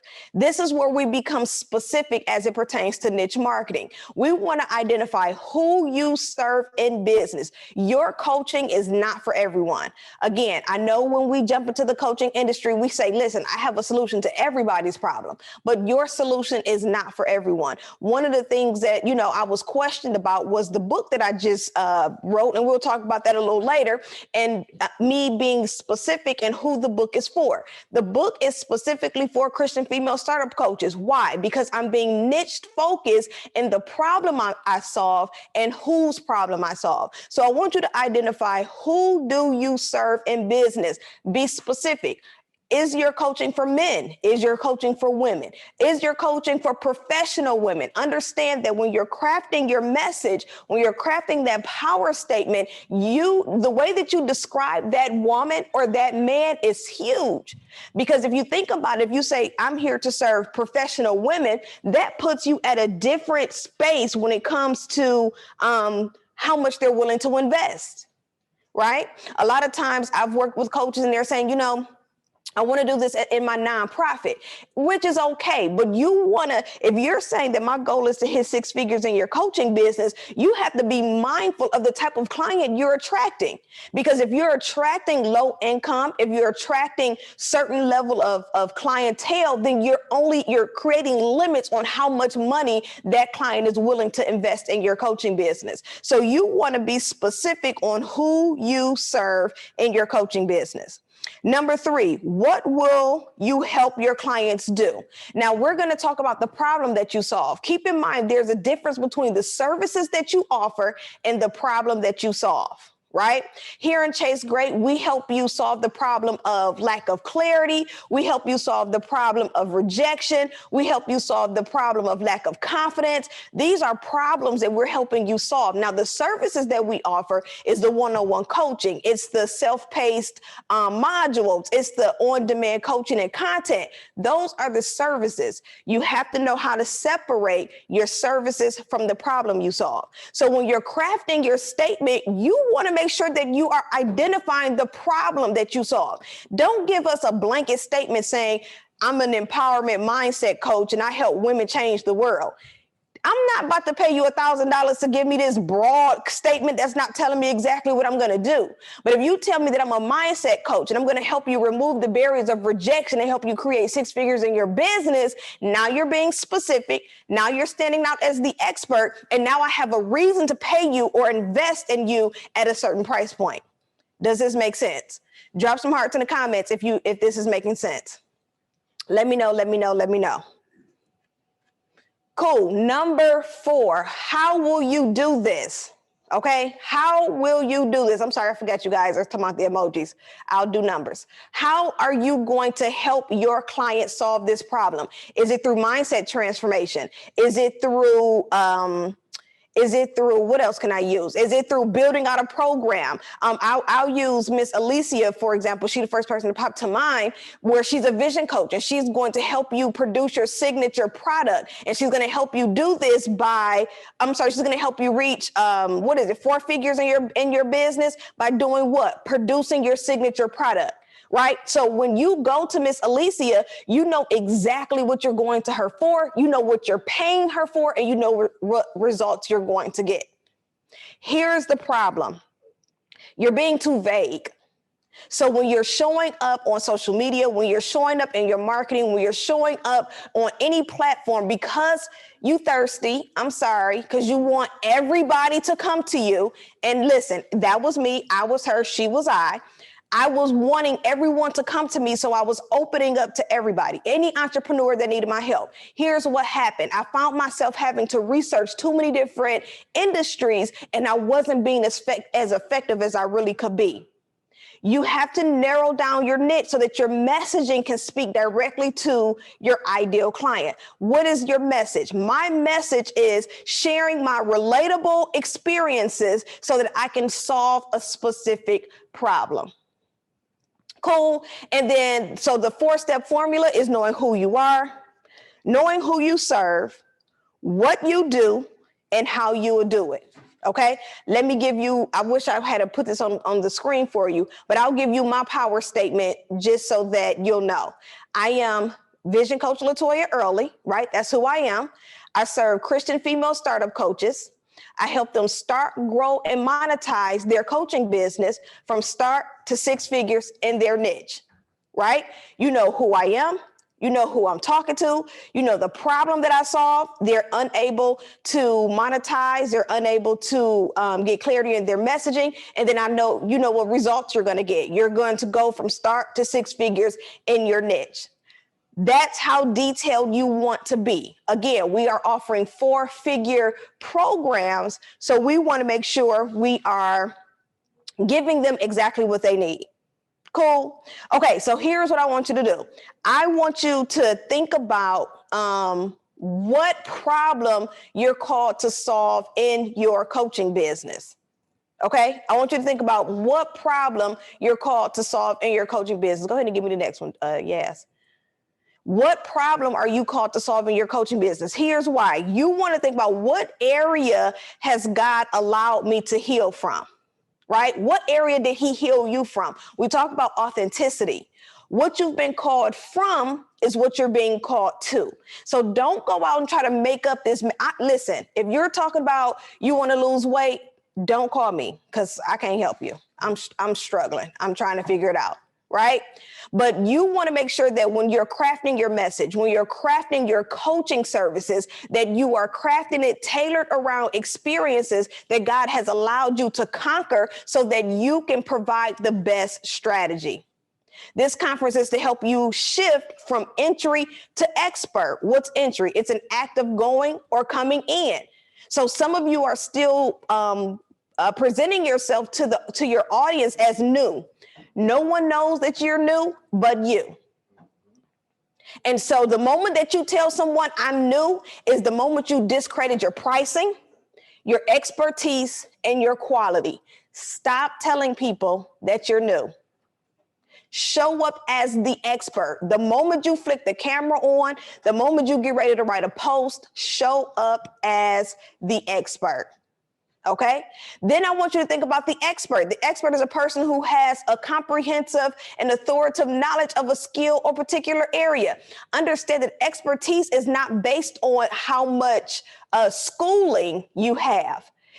Being an expert is about being able to comprehend a particular skill or knowledge. How can I tell you as a coach in the things that you've gone through that you aren't an expert as a grief coach when you've gone through things that I have no idea of how to get through? Right? Entry to expert. Number 2, storytelling. This is a big deal when it comes to messaging. We talked about your signature story.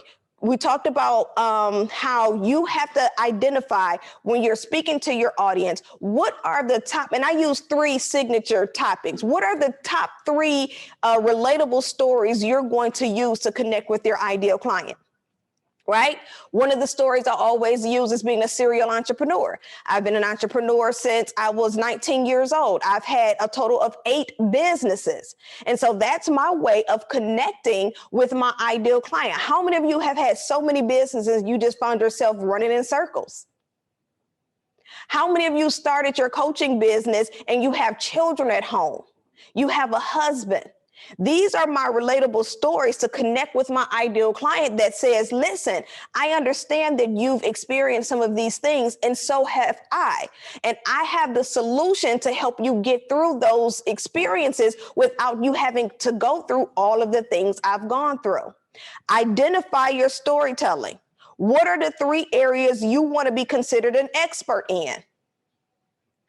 Niche marketing, messaging, ideal client. Those are the only 3 things I'm going to talk about. Can I talk about other things? Yes. Can I stand and I could teach on anything that you give me if you give me enough time? But does that mean that's what I am called to do? Right?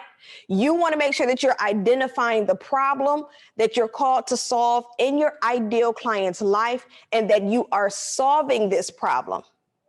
So say, for instance, you are a confidence coach.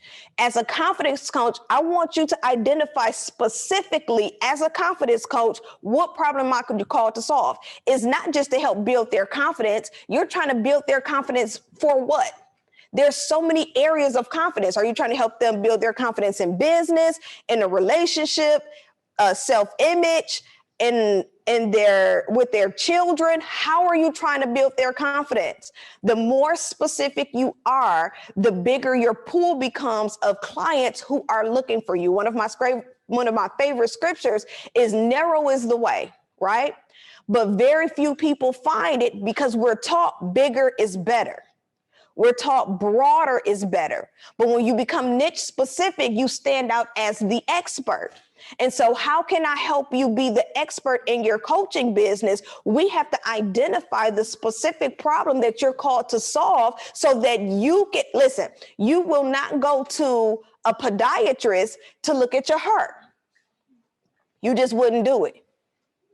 Right? And if you would do it, then we need to go find you some other doctors too. Right? You want to go to a doctor who can specialize in your problem. So when we talk about shifting your message, here's what I want you to do. I want you to know that when you are positioning yourself as an entry where you're just getting started, where you're still feeling like I can't do it, I can't charge this amount. Understand this, your pricing has everything to do with how much you value your transformation in coaching. I fell victim of the start low because I'm new to this strategy. That really made me want to quit, right? Because I was a coach, I was a full-time coach, and I was struggling. I was still broke. I was pouring my all into people, and people weren't even valuing the quality of transformation because of the price point. Tell me this. You go out and buy a Chanel bag. You go spend $5,397 for a Chanel bag. Tell me you about to put it on the floor. Tell me you getting ready to go, you move and you gonna go stack a bunch of boxes on top of it. Tell me you're not gonna put that bag back in the protective bag that it came in and put it up on your shelf and pull it out when it's needed. That's how I need you to value your value.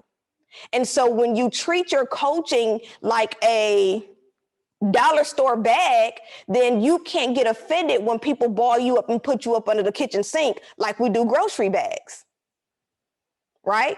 So you want to craft a message as the expert. You want to craft a message where you are specifically solving a problem. You want to show up as the expert. Every single time you open up your mouth, you need to establish yourself as someone who knows who they are talking about, knows what they're talking about. I'm sorry. Right? All of the days of I'm new to this, the days that, I'm just starting out, these are all mindset shifts that you need to shift in this moment. Okay? Again, no one knows that you're new. The moment you tell someone I'm new is the moment that you're telling yourself that I am not worth a 4-figure investment. I need some more practice. Tell me this. In your experiences, in what you've been doing as a person, the experiences that you've gone through, can you truly put a monetary value on some of the trauma that you may have experienced? Right? Can you truly put a monetary value? Some of you are trauma coaches. Some of you are forgiveness coaches. Some of you are mindset coaches. And some of the things that you've experienced, there is no way that I can put a monetary value on that. So tell me why in your messaging, you aren't showing up with confidence because you've conquered those experiences. There's someone that is stuck in the exact place that you were delivered from. Now, keep in mind, when we talk about deliverance, we talked about this yesterday, deliverance is a decision. There are some people who are still stuck in deciding. So here, I want you to do me a favor. I want you to jump into the last page of the notes, and I want you to go ahead and I want you to write out 3 areas that you want to be the expert in.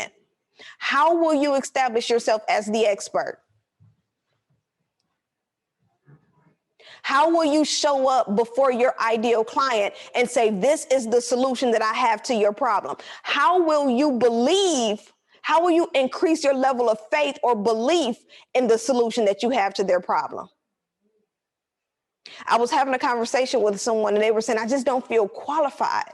I don't feel qualified to stand before people and give them this solution. I feel like that, it's a bunch of fluff. I feel like that is not really that important. The moment that you start demeaning your transformation, the moment that you start demeaning your process is the moment that you need to stand up against the attack of the enemy over your thinking. And you need to stand firm in the reward that God has given you you, and you healing in those places, and you being able to be victorious in those places. You're able to stand firm and be healed because God allowed you to go through those things, but because you've created the strategy to get through them. Now it's time for someone to compensate you for those strategies. Right? Stop undermining your strategy, your process. If someone came out and said, I teach children how to tie shoes, that's what I do. Do you know how much money these people will make? Because let me tell you, I didn't teach any of my kids how to tie their shoe. Go find your grandma, go find a teacher. I don't really know, but I don't have the patience for that. Right? Stop thinking that there isn't someone waiting for the solution that you have. Stop thinking that someone that is natural, right? Anybody can do this. You know, I don't need to do a speaking topic. I think I saw this in the community. I don't need to do a speaking topic on this because everybody knows this. That's not true. There are some very simple areas in life that some people are struggling with, and you have the answer to it. What do you need to do? You need to simplify your message so that you're speaking directly to that problem so that we can establish you as the expert and we can help your ideal client reach their results. Cool? Let's jump into our Q&A. Boom.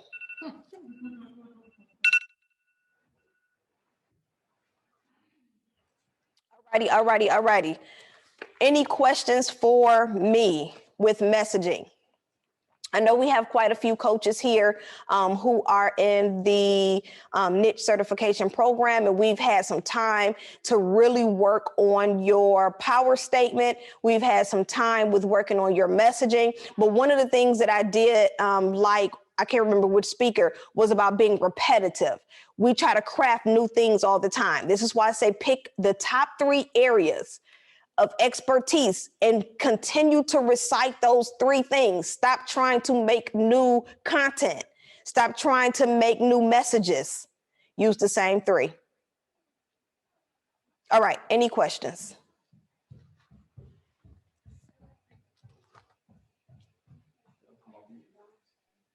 Oh, you put me on gallery. So. I've got a question. Okay, yes, Miss Tiffany. I struggle with simplifying my statements. Okay. As I look at the 3 things that I want to focus on: traumatic cycles, selfishness, and personifying image. I question whether or not someone will know exactly what I'm talking about if I say those things. So that is where I'm struggling. Those are the things I want to discuss, but how do I simplify it so that it reaches my target audience and it makes sense? That's so good. Thank you for that. Guys, stop using words that people have to go research in the dictionary. That does not make you sound better. It does not make you sound more intellectual. It does not make people want to pay you. It makes them scroll past you because they don't even know what you're talking about. Okay, so let's break this down, Tiff. Let's go into, you said, give me the 3 again. You said traumatic cycles. Okay. Selfishness. Okay. And personifying image. Imaging? Image. Okay. So when you say traumatic cycle, what do you mean? Repeating or traumatic experiences that tend to resurface in life over and over again. Like what? Experiences under different circumstances. Give me You're constantly underestimating yourself on the job until you are willing to stay stuck in your position as opposed to moving forward to pursue a promotion. I'm sorry, you said underestimating yourself on job. Okay, what was the next one? Okay. Sorry, I completely lost my train of thought. In relationships, you are willing to settle for specific behaviors, and so you find that you're constantly dating the same type of person, knowing that they are not meant for you or not right for you.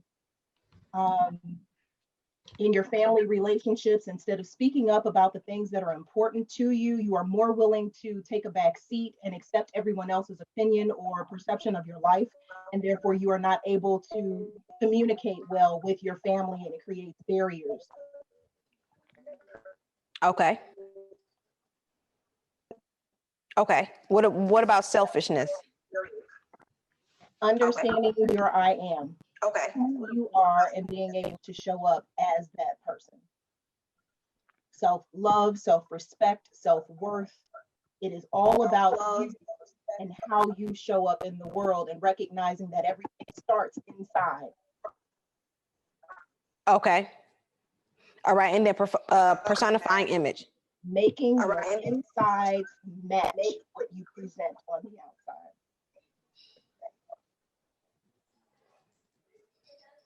And what type of coach are you? Identity. And what type of identity?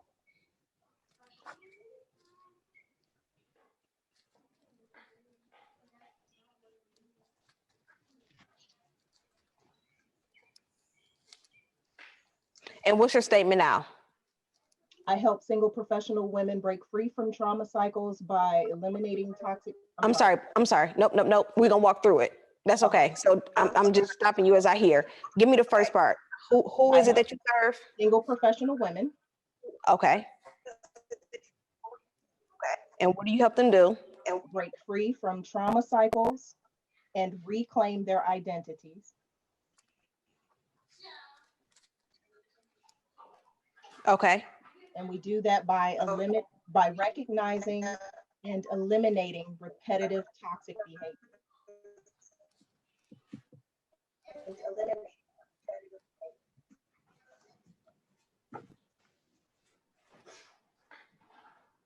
Okay, so here's the thing. You're talking to single professional women. What do they want? What does the single professional woman want? They want to be authentic in how they show up in their business, in their personal relationships, and with themselves. They want alignment mentally, physically, and spiritually. Okay, when you say they want to be authentic, are you saying that they're being fake? Are you saying that they're showing up trying to be somebody that they're really not? Yes. Are they trying to put on this certain persona for certain people? What does that mean? It means that they are showing up as other people perceive them as not who they are truly. They are trying to be something that they are not in order to gain approval from other people.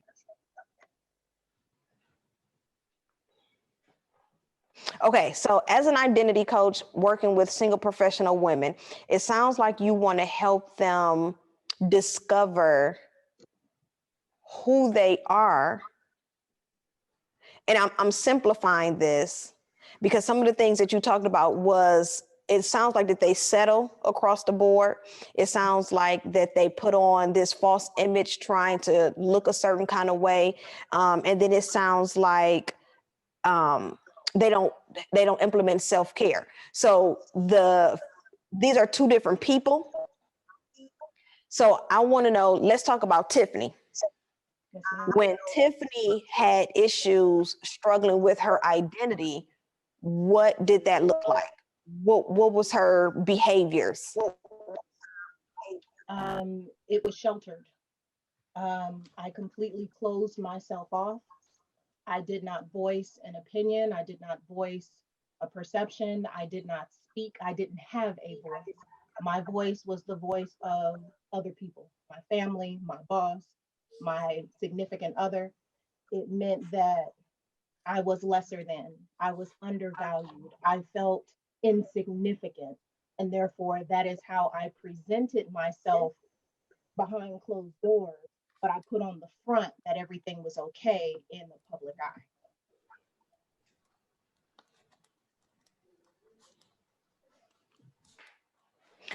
What about helping single professional women discover their voice?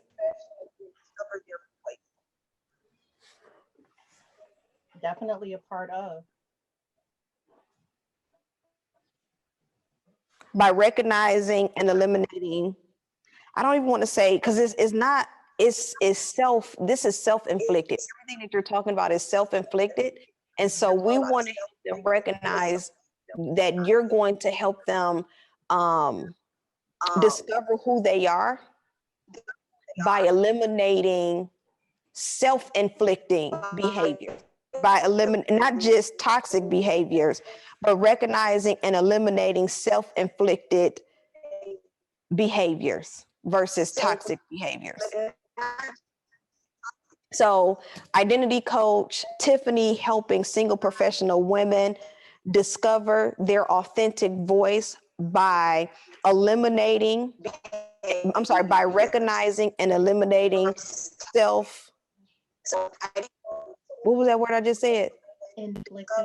Self-inflicted behaviors.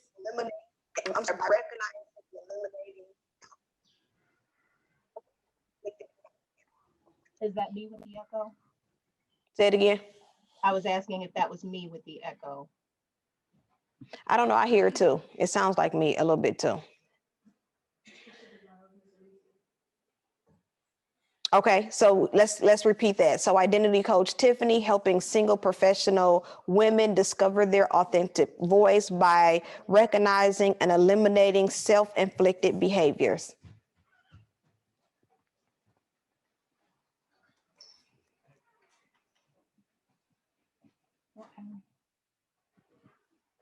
How does that make you feel? It makes me feel good, but then it also makes me question, because repetitive cycles is a part of what I teach, it's part of what I focus on. Does that encompass that? So you can always include the repetitive cycles because you want to help them break those cycles. So those are the self-inflicted behaviors. One of the self-inflicted behaviors is a repetitive cycle that you're going to help them break free from.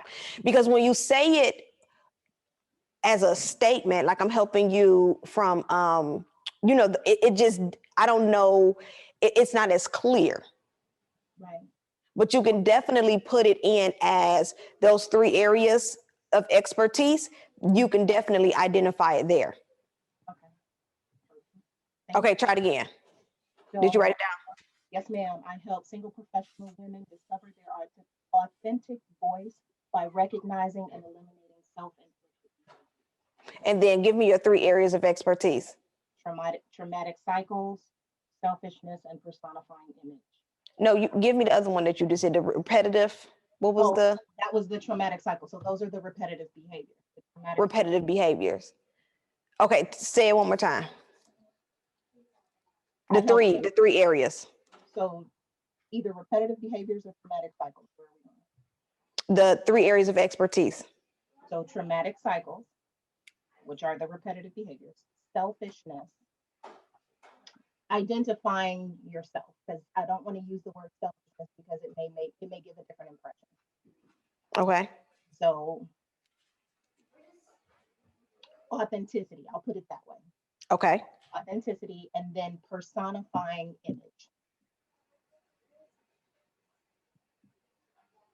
Making your insides match your outside.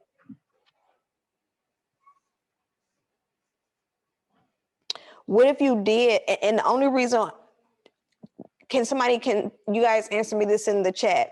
When you hear personifying personifying image, do you know what she's talking about? You answer it no, but you keep using that word. I don't know how else to describe it. That's my problem. I don't know to make it. So why not just say traumatic cycles, selfishness, and repetitive behaviors? Or do you think repetitive behaviors and traumatic cycles are the same thing? They are the same, yes. I will find a 3. Okay. So I would say traumatic cycles, identity, and confidence. Because that was in your original reclaim identity, was in your original statement. And then looking back over some of the things that we talked about or what you stated, it looks like, or it sounds like, confidence issues. Okay. And again, in your programming, you can go into complete detail of each one of these and what you mean. But when you're presenting it to people, it has to connect to them where they understand it. You get what I'm saying? I get you wanting to use these type of terms because you get it, but will your ideal client get it? And will they pay for it if they don't know what it is? But if you say, I help you with repetitive behaviors, selfishness, and confidence, then now it's helping me understand the 3 areas that you're going to support me in. And I really like repetitive behaviors versus traumatic cycles, because a lot of people don't consider their repetitive behaviors as trauma.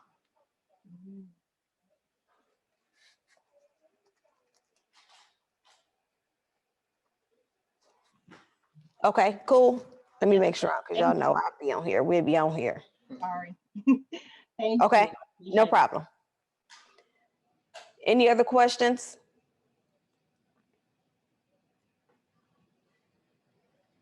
LaToya said a traumatic cycle is different from a repeated behavior. Many times the traumatic cycle is mental, repetitive. Oh, many times a repetitive behavior is mental. LaToya, can you rewrite your statement? Okay, any other questions about your power statement? Remember, we're talking about who you are, who you serve, what you offer, and how you're going to get it to them, right? How does everyone feel about their power statement? Joe, do you have a question? No. Antoinette, okay. I know you weren't feeling well earlier, Antoinette. How you feel now? I feel a little bit better. Okay. Okay, so let's go ahead. Here's what I want you to think about. Okay. And this helps with all of you ladies. I want you to think about how you felt when you were struggling in this area. That's the key to getting clear on your power statement. And it also, I want you to think about words that you can use in your messaging that's simple, specific, and clear. Again, we don't want to use words that is going to cause our client to have to think, because if we have 30 seconds or less to get their attention. Okay, Antoinette, what do you have right now? I help women gain confidence to own their voice. I wrote it down. Hang on just a second.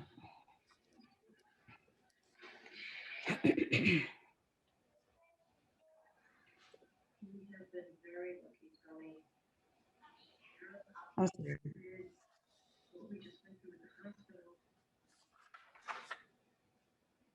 Okay, so I said I help women gain the confidence to find their voice, own their power, and live authentically. You said find their voice, own their power, and live authentically. Maybe I need to turn this up a little bit. Say it one more time. Find their voice, own their power, and live life authentically. Okay, what does that mean? What does own their power mean? Understanding that they have the way that they're made, the way that God formed them is enough. And so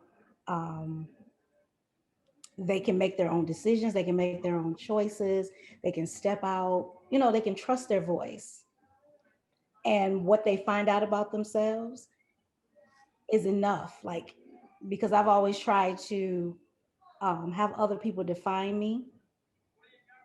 I was scared to make my own decisions. So I always allow my husband or whoever, my caregivers to make my decisions. And so as I, just went out and got a job, because I was a stay-at-home mom. So I was just allowing my husband to take care of me. But then I stepped into myself. I started, accepting speaking engagements and, things like that. So I guess that's what I mean by own their power. Okay, and what type of coach are you? You're an identity coach as well, right? Yeah, I didn't know if it was, I was kind of going back and forth between identity coach and confidence coach. Okay, so are you helping them discover who they are, or are you helping them build and be confident in who they are? I think discover, because I feel like I lost myself somewhere. Like, I don't think I ever knew who I was. Okay. So you want to help them discover. Yeah. Okay. Or even just be okay with who they are. Okay. So once they discover who they are, then what? Then they can walk in that, not be ashamed to walk in, to live. I guess they'll find their purpose, and they won't be afraid to live in that, because right now they're just second guessing themselves all the time. But once they find their voice, they can own it and live it, and it's okay. Okay, so are you helping, what type of woman are you helping? Let me kind of backtrack. So, because what I'm missing with this is I'm missing the result. I'm missing what it is that they're looking for, what they want. What is it that your ideal client is looking for? Are they looking for strength? Are they looking for confidence? Are they looking for independence? Are they looking for individuality? Like, what are they looking for? Because that's the piece that I'm missing. It still sounds pretty broad. And so I don't feel like we're being specific enough on what it is that they're looking for them to come to you. I think it's confidence. Okay. What are they looking for confidence in? In their own abilities, in the way that they were made. Like, if there's, it's okay if you're sensitive, or if you are an introvert, or, whatever their uniqueness is, it's okay. Okay. Okay. Okay. So, identity coach, what type of woman are we helping? Is she a single woman? Is she a married woman? Is she a mom? Is she a professional? She's a married woman. Okay. That helps.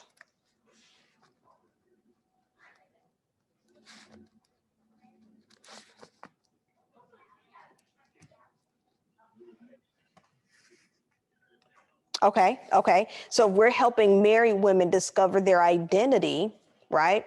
What is discovering their identity? What is that going to help them do?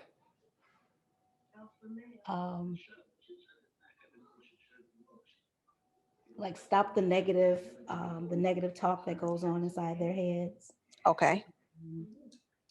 Teaches them how to stand up for themselves. That they can trust their voice. Like, they, whatever decisions that they want to make for themselves, they don't necessarily have to get an okay.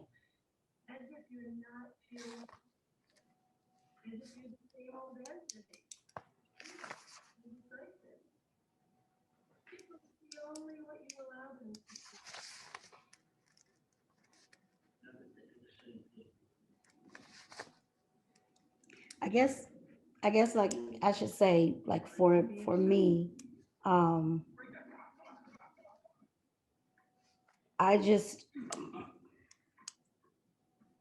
allowed my husband to make all the decisions in our relationship, because I felt it was just easier. I just felt he knew more. He was more experienced. He was smarter, and so I allowed him to just kind of do what he wanted to, treat me how he wanted to treat me. Not that it was bad, but it wasn't really what I wanted, and I couldn't speak up for myself. And I've learned how to do that, and I guess I want to help other women do that as well. Learn how to themselves and be okay with themselves. Okay, so here's what I have, and I'm missing the last piece. Identity coach Antoinette, helping married women discover their identity and own their voice through confidence building. And I need to know what else, how else are you going to help them own their own voice and discover their identity? Forgiving themselves, maybe breaking up with the past. Like, I don't know. I beat myself up a lot for the decisions I made prior to learning how to stand up for myself. Okay.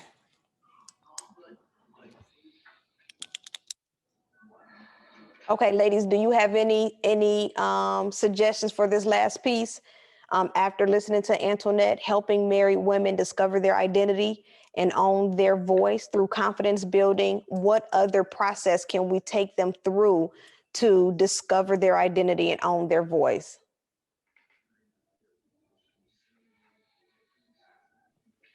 I had a question. Did anything happen to her to cause her to lose her identity or feel like she lost her identity? I was adopted. Okay. So I was adopted at 7, and so my life changed. And so I just ended up with just a pattern of trying to fit in wherever I was, not rock the boat, just kind of go along with everything. And I did that in my marriage too, because I was constantly feeling like if I rock the boat, then this would be. And I guess, me being not, when you're adopted, you don't really feel like you belong anywhere. Okay, how about this? Identity coach Antoinette. I'm writing it so I don't forget. Identity coach Antoinette, helping married women discover their identity and own their voice through self-acceptance and confidence building. Okay, that sounds good. Okay, you said helping married women discover their voice. Discover their identity. Discover their identity. Their voice through self-acceptance and confidence building. Okay. Let's rock with that. Let's play around with that and see how that makes you feel and see if that speaks to the woman that was in that space that you're looking to support your ideal client in. Okay. Make sense? Yes, thank you. Cool. Okay, ladies, we're gonna go ahead and wrap up this segment and we're gonna jump into shifting your market. But listen, I want to remind you, for the ladies who, if you are looking to join us for the Pitch Your Power Statement, make sure, did we jot down who's a part of the Pitch Your Power Statement? Okay, so we have those. We're going to come back after the Shift Your Market so that we can present those, so you can work on those. You have the 4-step formula in your book. And these are the type of segments, the way that we just sat here with Tiffany and Antoinette, these are the type of sessions that we have to every other Monday, 2 Mondays in every month. And we sit down and we go through this exact type of coaching to make sure that you're getting the support that you need in your coaching business. Cool. So I'll see you ladies in a few. All right. Let's give it up for LaToya, our very own vision coach. That was good. That was good. I always feel like we're so in sync, because as soon as I heard something, I said, oh, self-acceptance. And that was the next thing she said. It's always like that with us. But we're about to shift. And we're going to be shifting to Shift Your Market with Sarah Talbert, our very own Sarah Talbert. If you are a part of the community, you know that she is in our community every week, every Tuesday. She is training and teaching us, and then throughout the rest of the week, she's helping us to perfect that thing that she taught us on Tuesday. So we are so excited to have Sarah. Sarah Talbert is a self-taught copywriter that has also been certified by copy hackers to write Facebook ads, sales pages, and emails. She works with entrepreneurs who are ready to kick block copy to the curb and take their business where they're going, not where they've been. She's a mom of 3 kids and married to her middle school sweetheart. She loves a good historical fiction book and dreams of having her own pottery studio one day. Please give a very warm welcome to Sarah Talbert. Hi, super excited to be here. Good to see you, Jazz. Hi, I'm really excited to be here. I was not able to show up last night because it's actually my anniversary. So you mentioned being married to my middle school sweetheart, and today is our 16th wedding anniversary, even though we've been together forever. So yeah, thank you. So I am going to try to pull up my slides here and get started. All right.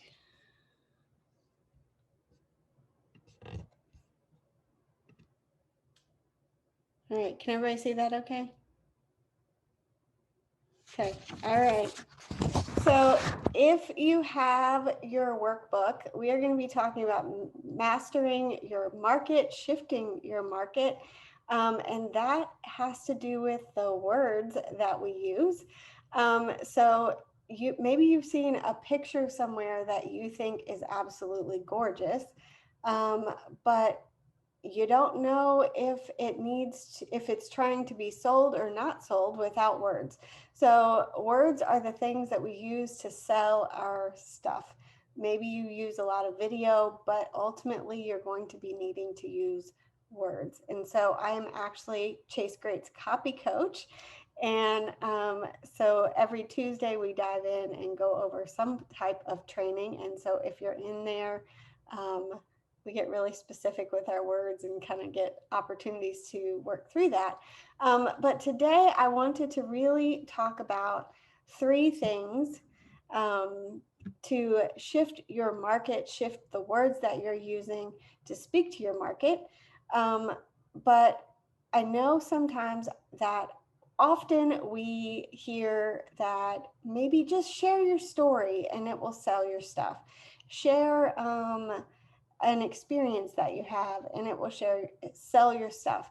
Now, I'm not like discounting sharing your story. As coaches, your story is a vital piece and we're going to cover some of that today, but it's only one of the pieces. And so I was trying to think of a story to share with you guys to kind of give you a visual of what it would look like with a missing puzzle piece. And it reminded me of this day that I used to do business coaching, and it reminded me of a day where I woke up and something just felt off. You ever have one of those days? Something feels off and you can't figure out what it is. And so I just kept going throughout my day. Like I had coaching calls and I was like, I felt grumpy. I had like a couple other things with my kids and I was grumpy. Something with my husband, I was grumpy. I couldn't figure out what it was. Finally, we went out on a date night and I put on a skirt and I realized I had shaved one leg, forgot to shave the other leg. And that was what felt off all day. And so this is what happens when we only get one piece of the puzzle. And so this is what my good copy method looks like. And so if you only have one of these pieces in place, then you're going to feel like you're missing the mark. You're going to hear silence when you write your copy. And so we're going to be covering each of these 3 pieces. The first one is going to be know your ideal. I see Jazz raising her hand. Know your ideal client. And I know you're probably thinking, oh my goodness, I've heard know my ideal client 1,000 times. But even I myself, as a copywriter, are continually getting to know my ideal client. And so you will learn as you're growing to six figures that it is still an ever learning, ever knowing process. And if we go back to the thought of it's my anniversary, I'm still getting to know my husband. And so you still need to get to know your ideal client consistently. Okay. So I want to give you a new angle on understanding your ideal client, really getting to know them so that they're ready to push the PayPal button or the buy button or whatever it is that you're using for them to purchase with you. So first off, with your ideal client, sometimes we fill out these avatars and it wants to know what is their favorite magazine? What are the shoes that they wear? What are these things that they're doing? And maybe there's some piece to that, but really, like, when was the last time you bought from someone that because they read a certain magazine? I really doubt that that was the case. Or maybe you bought from a life coach because they shopped at Macy's. I really don't think that that is the case. And so I want to say that people buy when they have a pain that won't go away and you present a solution to that pain. Okay. So people buy when they have a pain that won't go away and you present a solution to that pain. All right. So how do I find the pain, right? How do I find what pain point they're struggling with? So maybe if you're a mindset coach, what words have you heard people say in the past about your services? What are they already actively searching for? All right. If you type in mindset coach in certain places, what are the phrases and so forth that they're using? So this is the research piece. If we talk about that good copy method that I spoke about, where the questions are is where you'll find the copy. I threw this in the wrong spot.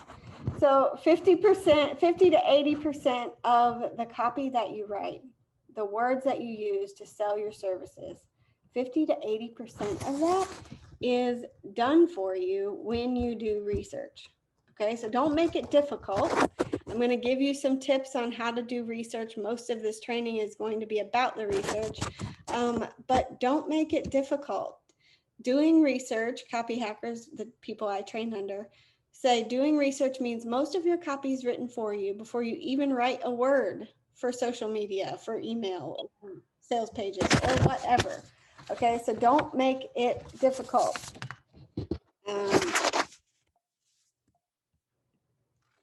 All right.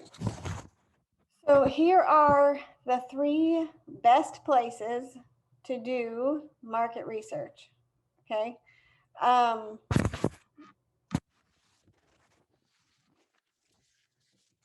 Best places to do market research. So, place. I'm sorry, guys.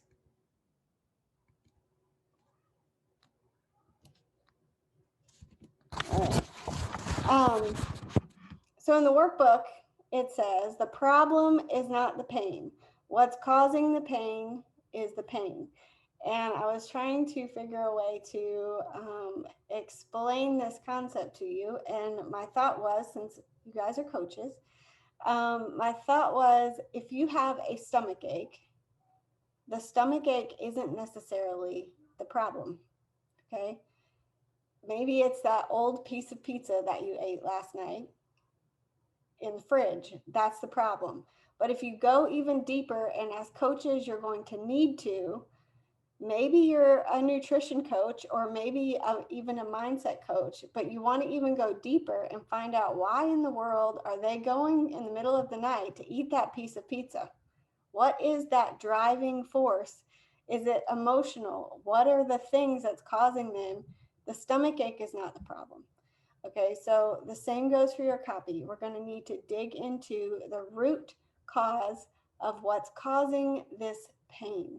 Okay, so we can't just put a Band-Aid on it. We can't put a Band-Aid on a stomach ache. So we need to dig in and find out what's causing maybe the binge eating or the overeating or whatever. So these emotional drivers is what we're looking for when we do research. So what's causing your ideal client's pain? How do you find the pain? And I'm going to show you these 3 places where I do market research. Before I ever sit down to write anything for a client, I look in these 3 places. So Facebook, Amazon, and then past and current clients. All right.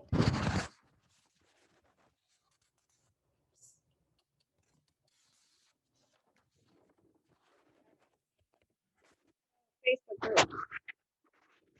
Facebook group. Who's heard in the comments where to go ask questions in Facebook groups? Like, where are you struggling? What are you struggling with in your business? And I know I've done it, I've taught it, but I think it's important that we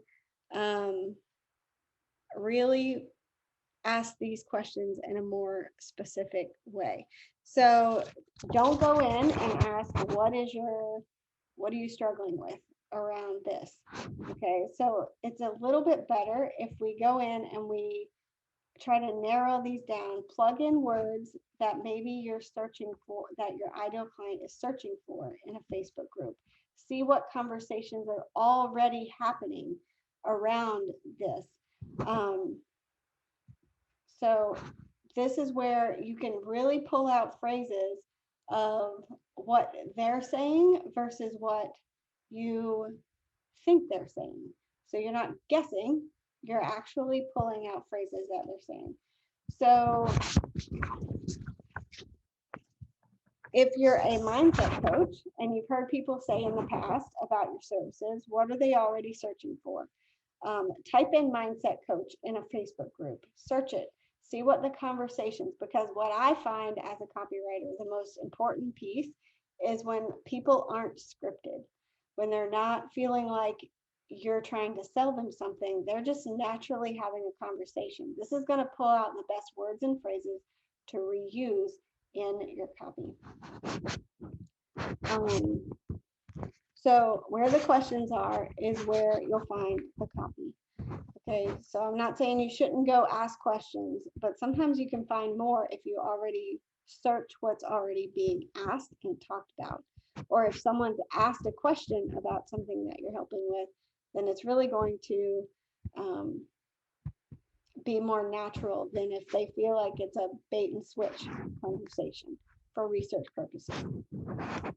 All right. Tips for Facebook group research. It's best to compile a swipe file. This is a term copywriters use to save images and comments. So a swipe file is just, I have a Google Doc that I use that I take and I'll screenshot images of conversations for a client and I'll drag them in there and I'll have it say so-and-so client swipe file.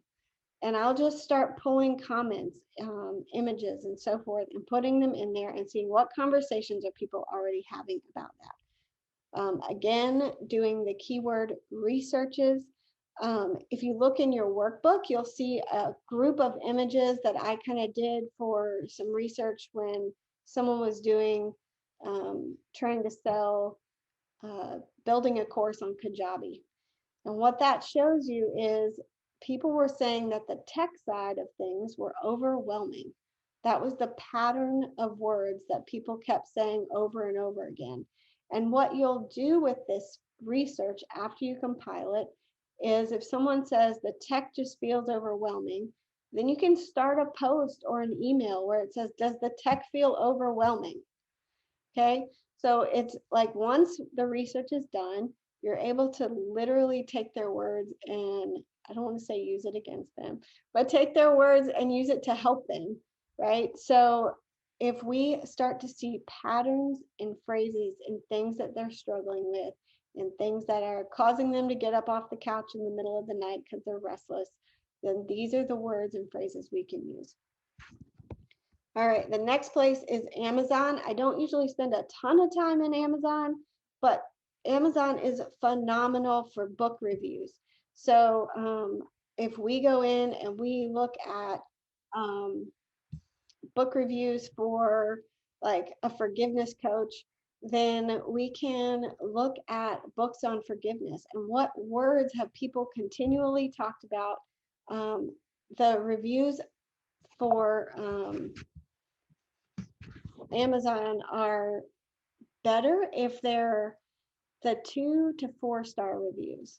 Okay, I heard this tip when I was learning to write Facebook ads is if people write a 5-star review, maybe they're their best friend, or maybe they're just throwing it up there because they liked it. But you're really going to get the nitty gritty when it comes down to the 2 to 4 star reviews. And again, we're looking for those patterns of words and phrases that people are using. So, and then lastly is my favorite way to do research. This is how my like bread and butter for income wise, this is what like shoots me to 6 figures is this focus group concept. I've had many copywriters, like decades old copywriters say, I've never seen this, and they have hired me to do this. And so this is, if you can do this or learn to do this yourself, it changes everything. So if you come, all right, I know it's printed on one side and then flipped on the back side instead of all on the front. So focus groups are like a phenomenal way to get market research for the words that your ideal clients are using. All right. So a focus group is essentially a group brought together to ask them questions about their experience with you or their experience with hiring someone similar to you. So pay attention in the workbook because I'm not covering all of this, but use this worksheet as a way to prepare for a market research or a focus group call. Okay, so if you have had amazing past clients or if you have current clients that you absolutely love to work with, they are the like perfect people to speak to. If I am doing this service for a client, I'm always like, don't just send me all your clients, send me your favorite clients, because they are going to give me the before, the during, and the after you process of what they were struggling with before they bought from you. What was that? And this is key. What was that tipping point that made them go, oh, I'm going to buy now? Like what storyline was going on in their life? What was happening? And these are the stories you can repurpose and use when you're writing your message. Okay, so you're going to want to get a group of current or past clients. If you haven't had a ton of clients or you're like, that didn't go very well, I have actually done this research project for people who didn't have any clients, but they were an OBM. And so I went and talked to people who had already hired an OBM in the past and loved the process. And so we were still able to get that before, during, and after. It just wasn't necessarily specific to them, but we found out why people were hiring OBMs. What was the motivation? What was the reason that they pulled their wallet out? And you'll start to see patterns if you talk to these people enough. So research questions to ask. If you get on a focus group, these are kind of the 3 main ones that I ask. Okay, so say you have a Zoom call, you're recording it, you want to have it conversational. So a lot of times, like I just recently worked with a lawyer who was a like injury attorney, and his ad spend was through the roof because of his job. And so the lawyer was like, I just need to get my ad spend down so I can support more people, but I can't get through all the noise. And so we did this research with his past clients. And what happened was he was saying words like deposition and delegate and like words no one, unless you're a lawyer, you're not using those words and phrases. You're just not. Okay, so afterwards, we began to see a pattern of every single client, time after time, kept saying, he made me feel like a human before I got on the stand. And so instead of saying in the deposition room, you feel comfortable, like that just changes the phrasing of you feel like a human and not a number before you get on the stand. And so when you ask these questions of human beings, they give you feedback in words that they're using, not words that you're guessing at. Okay. So we've talked about, I want to give you a few minutes. Did everybody get these questions answered? I'll read them real quick. But it's kind of a before question, a during question, and an after question of the sales process. So when did you first realize you needed something to solve your problem? What have you tried to solve your problem that didn't work?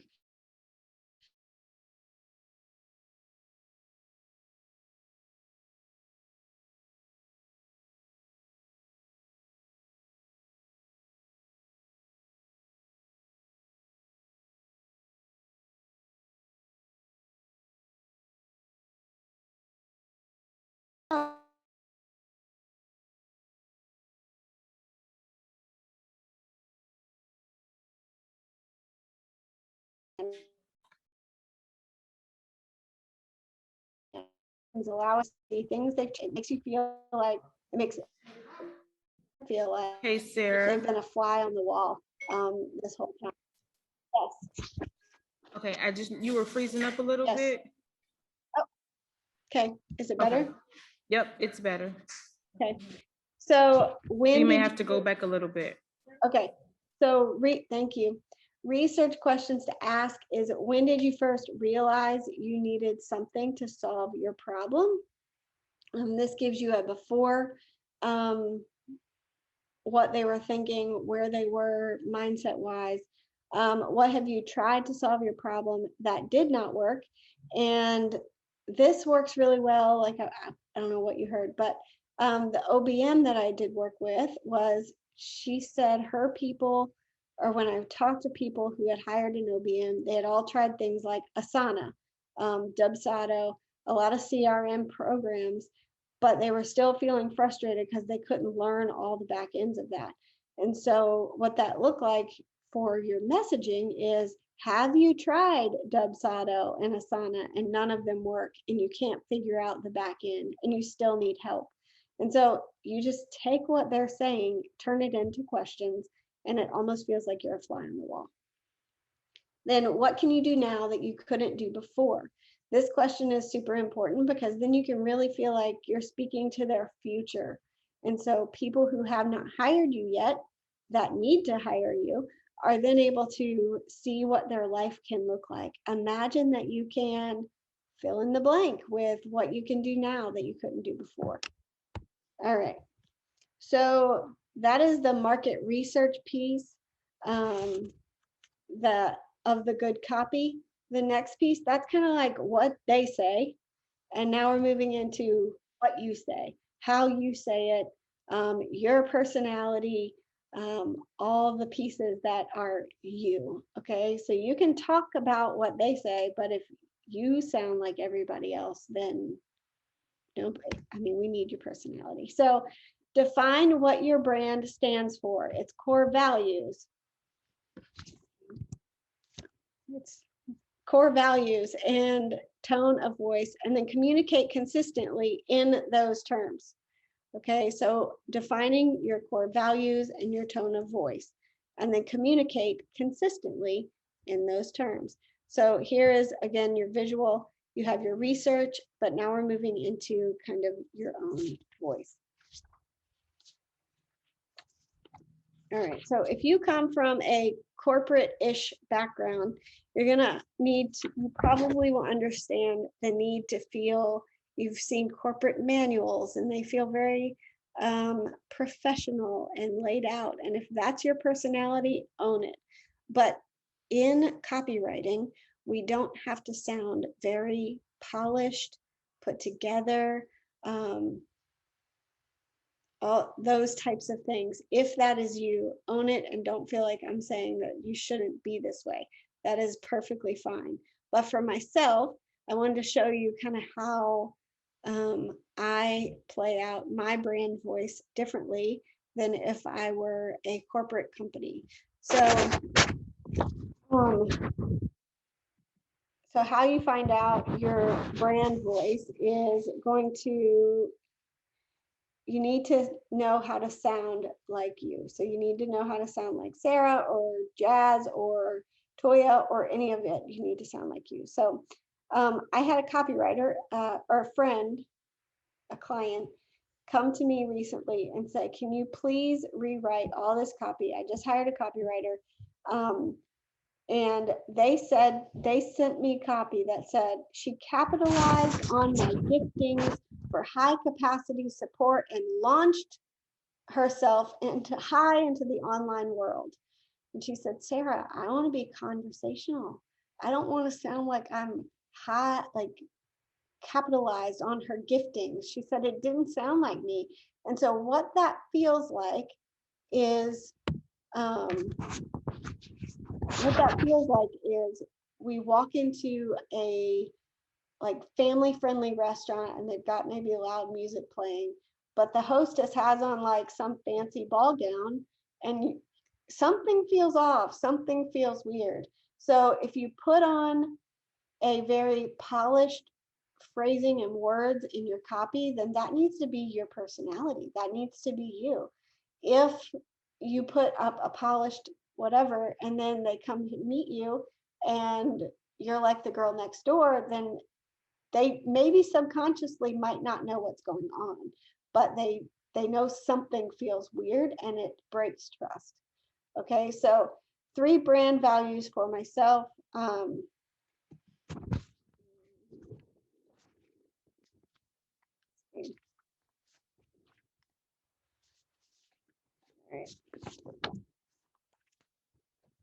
Freedom, opportunity, and clarity. Now, these are my brand values. These are not your brand values. Don't copy. Like, I mean, if they are yours, then feel free. But I just recently got a brand photo shoot done with a VW van, and it has a lot to do with this freedom and opportunity that I want to portray. A lot of times when I write copy, I end up writing things that give coaches and clients passive income. And so it allows them an opportunity to step back and have some more time freedom from their business. And so that's kind of one reason why these brand values mean so much to me. And so it's a way to lay a foundation for your business to be able to speak your brand values. And I want to give you some ways to do that. So if I just take the word freedom, and this is what I want you to be able to do. So if you take the word freedom, I want you to think about, what do we do? Or what do I do as a business owner? What do we do, my team as a whole? How do we present freedom in our message? Okay, so sometimes it's through images.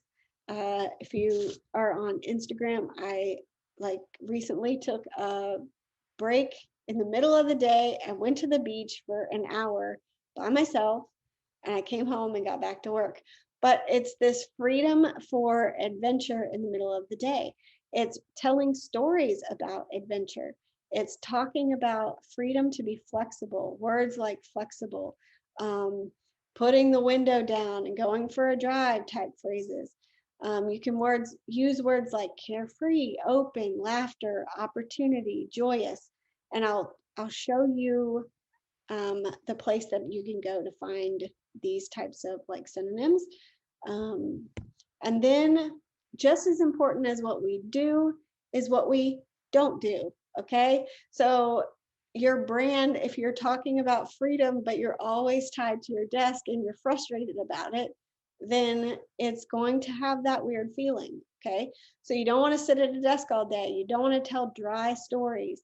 No one wants to tell dry stories, but I was just trying to come up with ideas. And you don't want to use words like restriction or jargon, restraint, one set way of doing things. Okay, so just as important as what we do is what we don't do. All right, so if you want to write this down somewhere, this is, and I'll show you an image of it in just a minute, but this is a great tool to type in some of your brand values to then start using some of these words in your copy. Okay, so if you have done this research side and you have all the words that they're using, sometimes it's good to go like change out some words and repurpose some words with your brand values and synonyms to your brand values. So wordassociations.net/en. All right, and this is kind of what it looks like. I don't know how well you guys can see this, but I typed in spontaneity. But this gives you like freshness and creativity, originality, intuition. It's going to give you creative words that you can use. I couldn't get it all on the screen, but under it'll show you nouns, adjectives, and under that it will show you verbs. And the verb section I really like too because it allows you to change out instead of saying the same thing of like get clarity or change your mindset. You can go in and you can type in the words and find words that feel more like you. And then those words are going to stand out more and catch the eye more to your readers. And I always say slow the scroll. All right. So how can you use your personality? How can your personality stand out using your voice? So this is the part where I hear people often ask about your about templates. I just want a template, Sarah. I just want a fill in the blank with my favorite coffee drink, and I want to be able to like write it and let it go. But part of shifting to six figures is doing the responsibility of getting to know your ideal client. It's part of the responsibility of stepping into the role of CEO and knowing what, because you can't hire a copywriter and know that they've done the work properly unless you've taken the time to know your ideal client, to know your own voice. Okay, so I've done work with people who are just starting out, and they always end up changing it anyway because they haven't done the work themselves. And so the templates are okay to start, but I am more interested in trying to make sure you understand them and understand you, and then templates can kind of fall into place. So templates should only be used once your voice is found and their voice is well established. Okay, so that's my like motherly pat on the back to say let's make sure we don't overuse templates.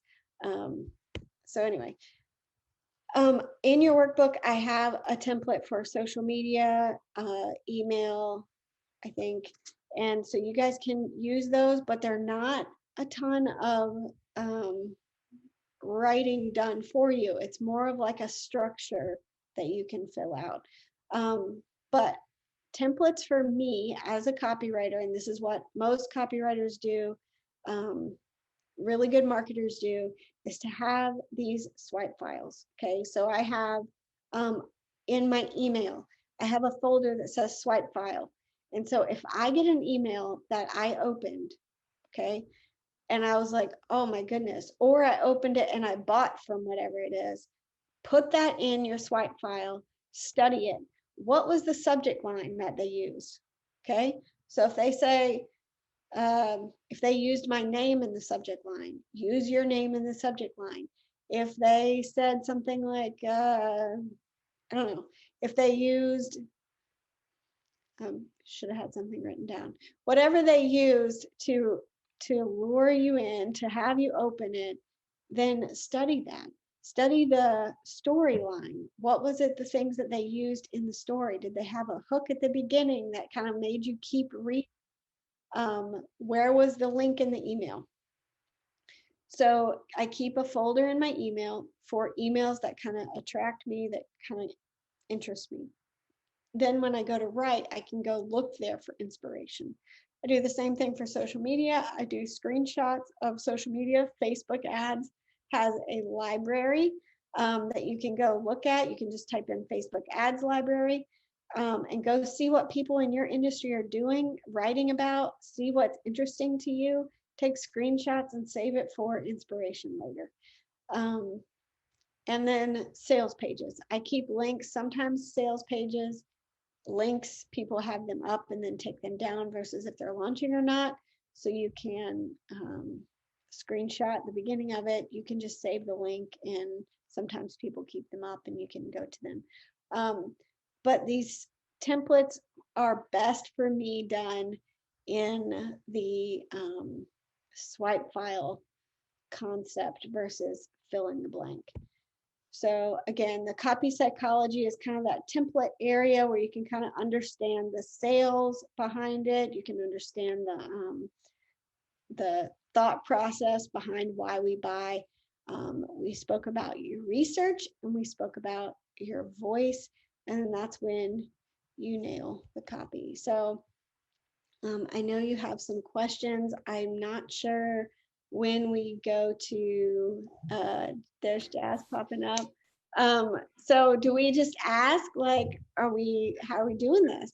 Absolutely. We just go ahead and ask them. You might have any questions for Sarah? So I know that there is a question in the chat. All right. Let's see. I'm gonna see if it's I see Latrice's question. I'm gonna go up and see if there was one prior to that.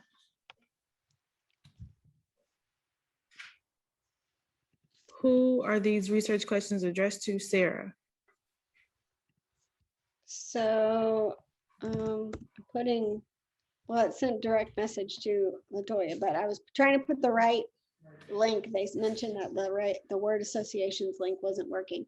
So your research questions, you're just trying to find out, either you're talking to your ideal client, so you're talking to a current client, a past client, or someone who has already hired someone similar to you, or someone who may be struggling with what you're offering. It's kind of usually the last option that I would say to ask questions to is the person that's still struggling, because they have not had a during process or an after process. Sometimes there's a lot of money mindset issues to work through with people who haven't bought yet, and so they don't always have the best phrases for the whole picture. So someone who has already bought something similar to what you do, or a current or a past client.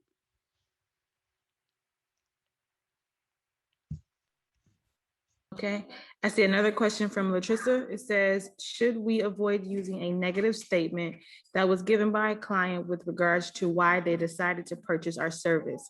For example, I had a client say that they had been searching for an African-American clinician for years and no one was responding to them. But because I responded to the client within 24 hours of receiving the request, they knew they were going to work with me regardless of cost. Yes, I say speak to it. A lot of times, I mean, people have hired me because I've said things like, have you worked with copywriters who refuse to use your own voice? Because a lot of times people come to me and they say, how do you find my voice? Are you going to use it? Can you show me? And then they're amazed when I actually listen. And so that gives me credibility to be able to say an insight into your market. If your market's not responding, speak to that hole in the market and say, are you tired of, exactly, I'm looking at it. Are you tired of clinicians never answering your call? Would you like someone to be able to answer within 24 hours? I mean, that right there is a perfect, sometimes we overcomplicate it, but you're not calling a specific person out, you're calling the industry out. And so one, it makes people step up, and two, it lets people know why you're different.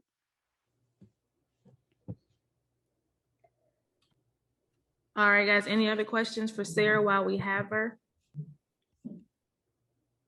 We're gonna have Sarah for a while because we're gonna do the pitch competition shortly, and Sarah will be helping us to pick a winner for that.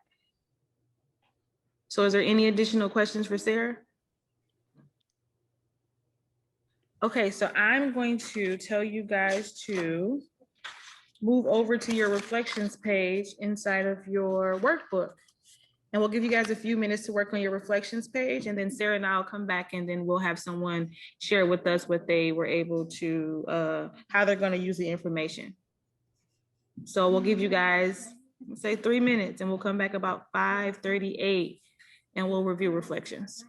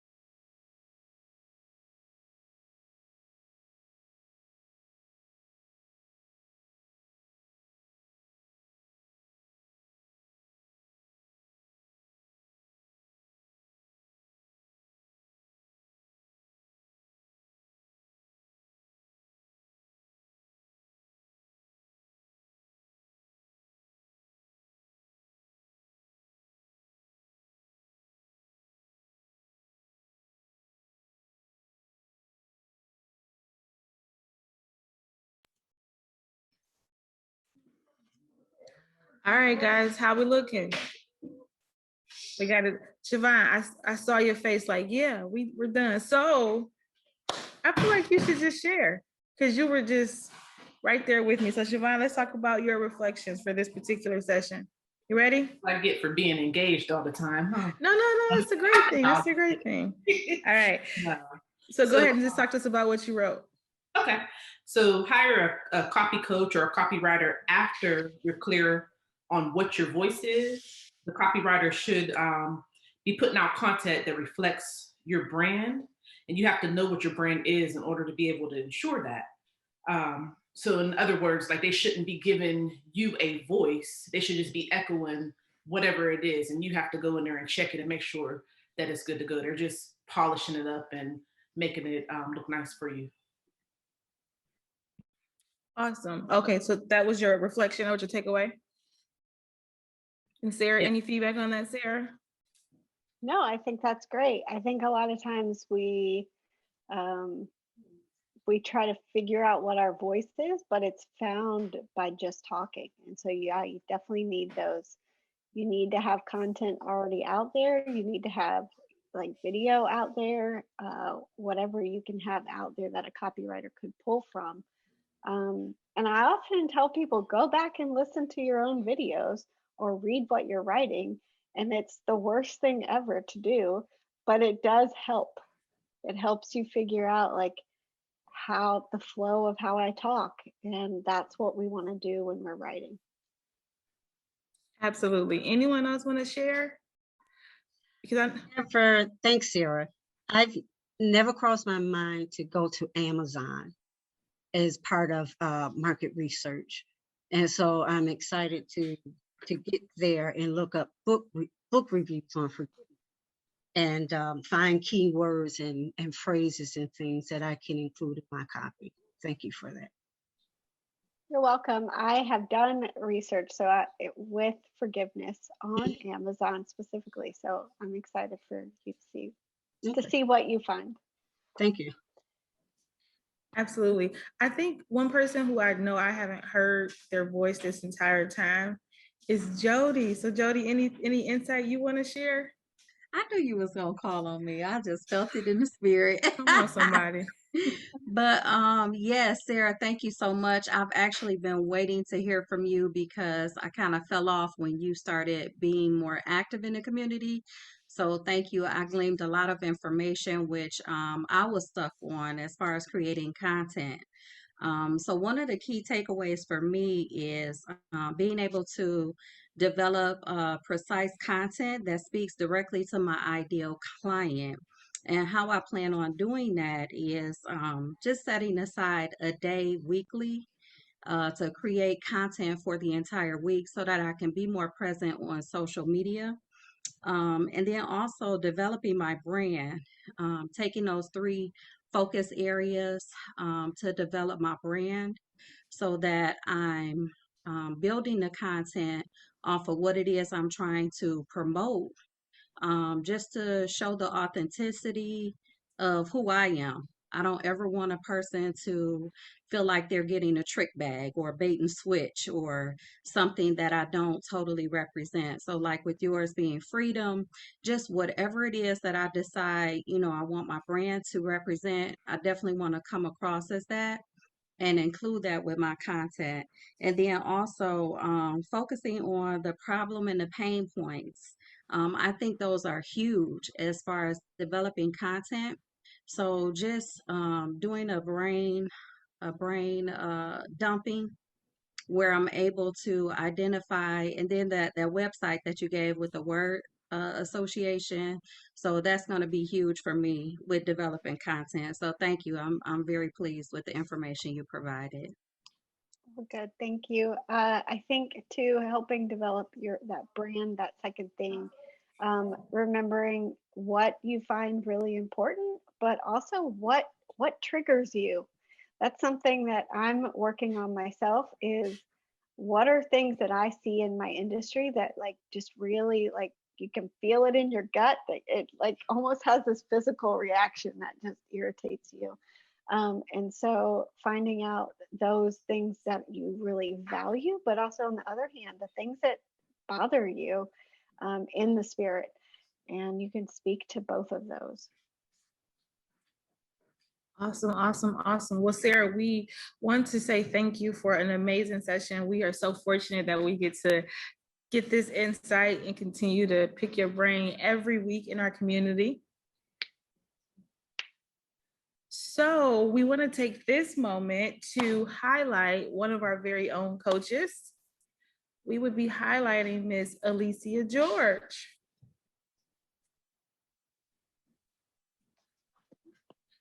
Yeah.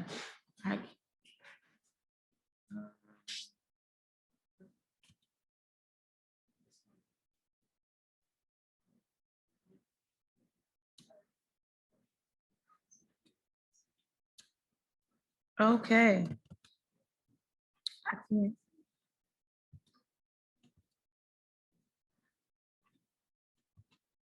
I can't see it. I'm sorry, you guys.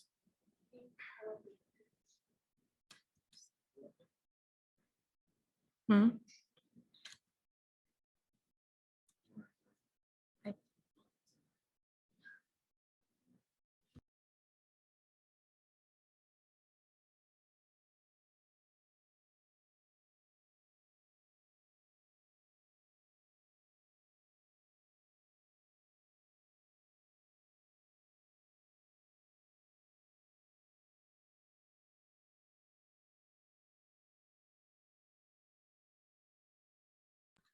All right, guys, so let's talk about Alicia George. We're gonna do a client highlight.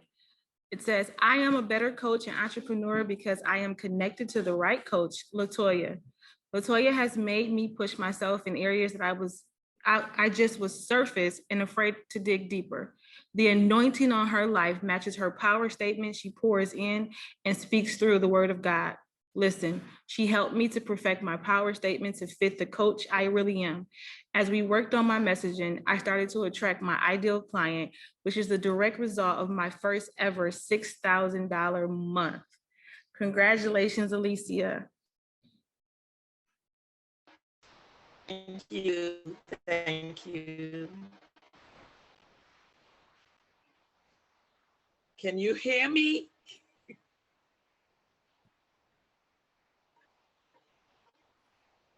Yes, we could hear you. Okay, good. Good, All right. good, good. Devil is a liar.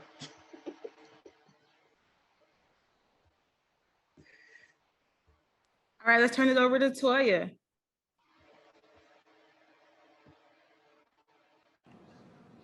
Hey, Miss Alicia, did you have anything else to add to your amazing testimony that you shared with us?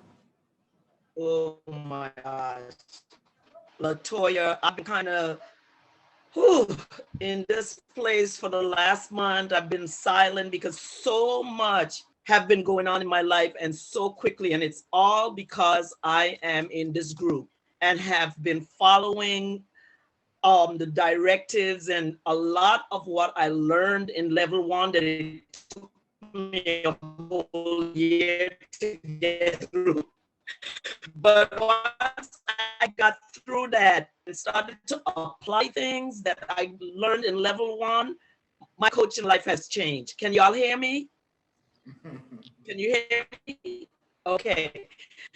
And so that, I am a vision coach and I help Christian women entrepreneurs who are innovative.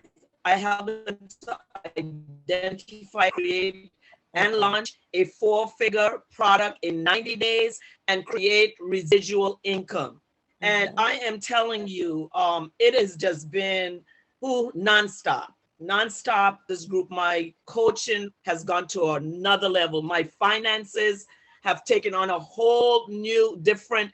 I'm not afraid to charge. I understand the value over volume. I'm old, y'all young babies, and I'm not going to work that hard to get what I need. So I up my prices. I don't bargain with people, but I want to tell you this.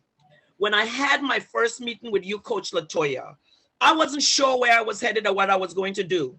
I don't know how you got my credit card out of my hand that quickly, like that, because that was not my intention at that time.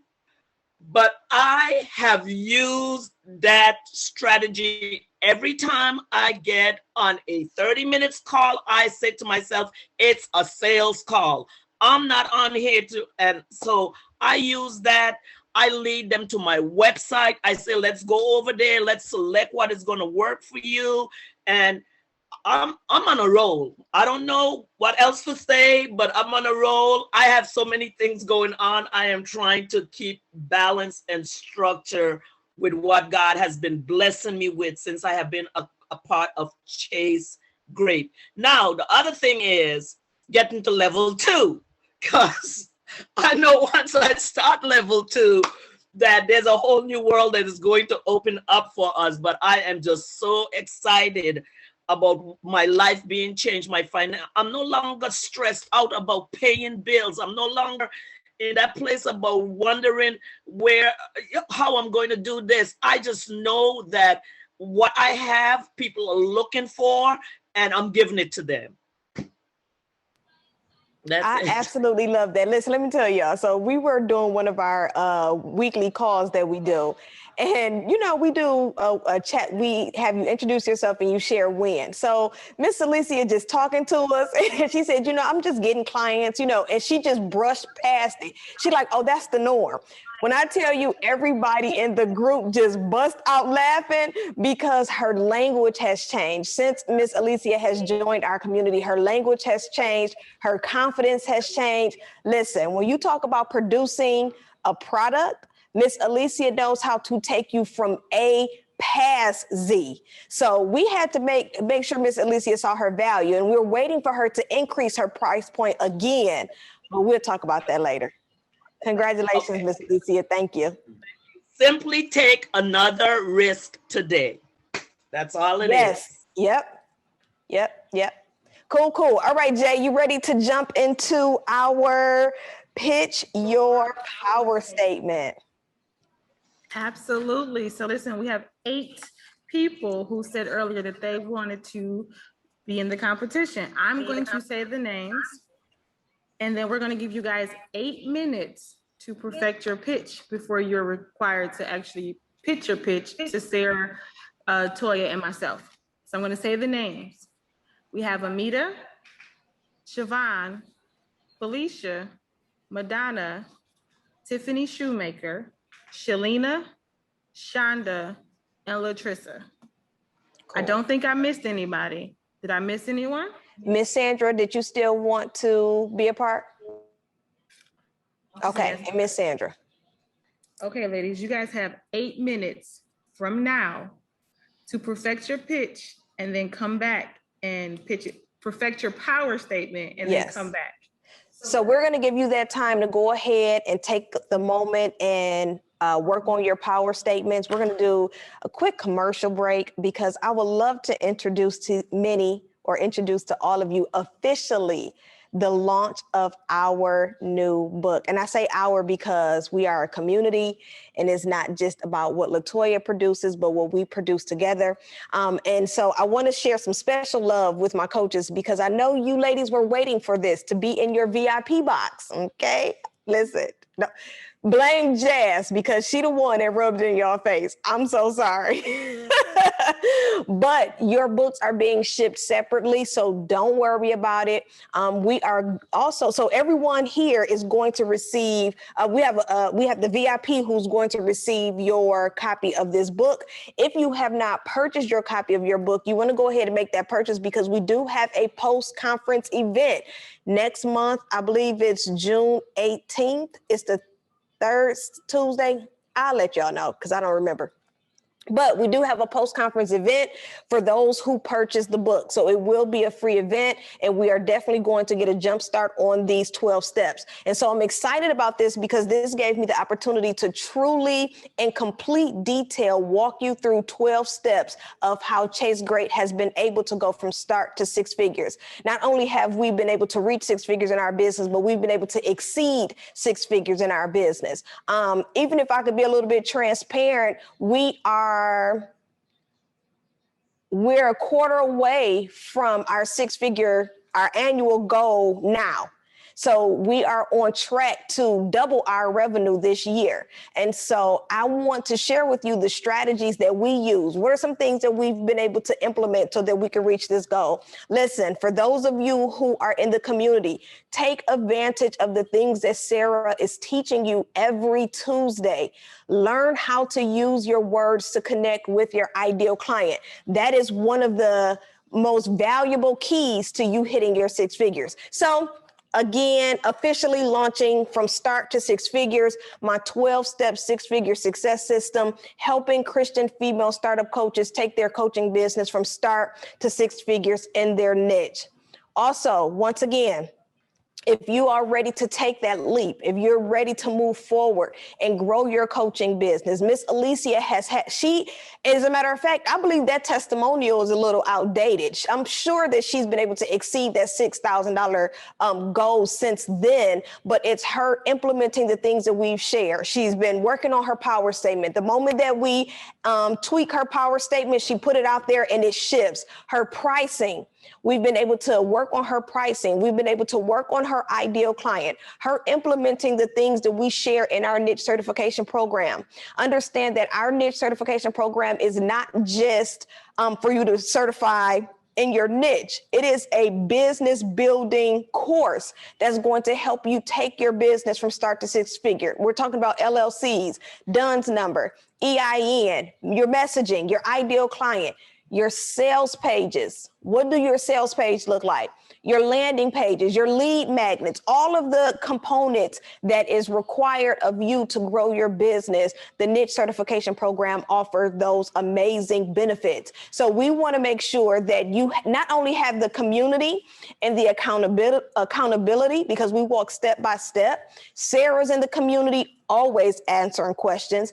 Jazz is in the community. I'm in the community, and our community is growing. So make sure you go ahead and use your investment price as your discount code. If we can put in the chat, the enrollment link is www.chasegreatshift.com.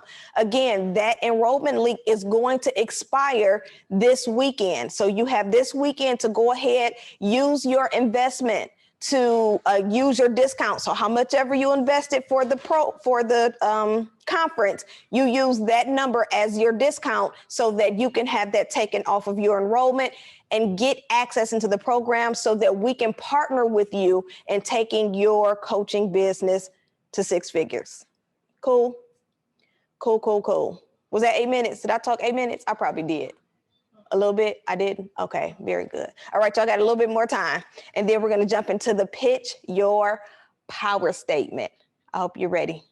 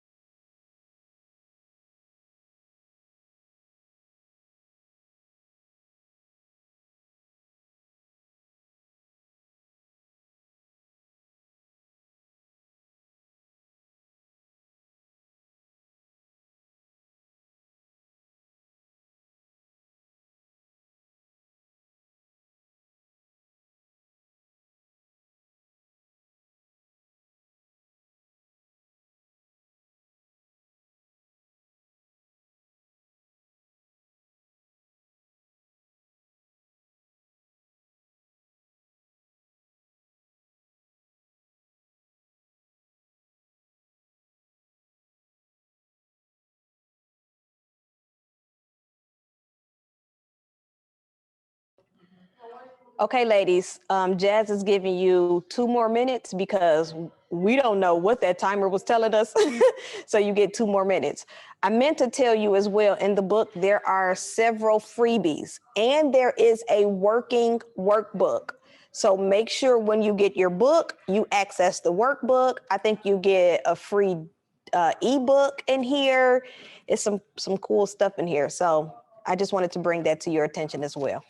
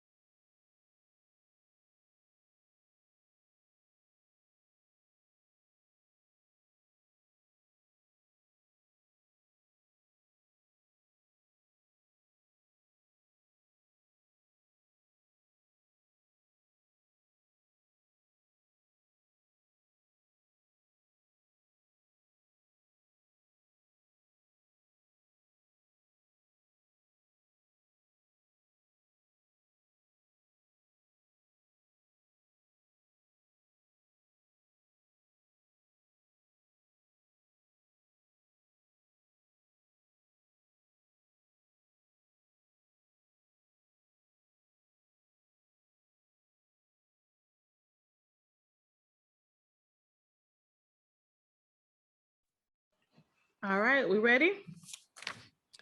I hope you ladies are ready. And if you're a part of the certification program, your scoring is going to be a lot more intense. So I hope you're ready.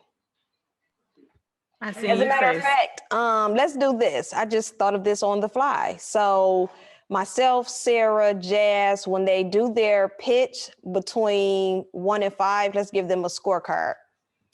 Can we do that? Did I throw you off, Sarah? You got to look for paper. I know, me too. Hold on.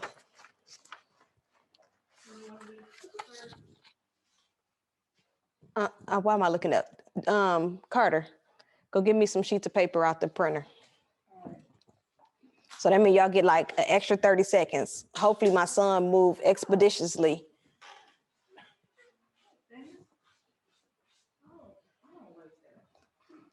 You know your power statement should be 30 seconds or less.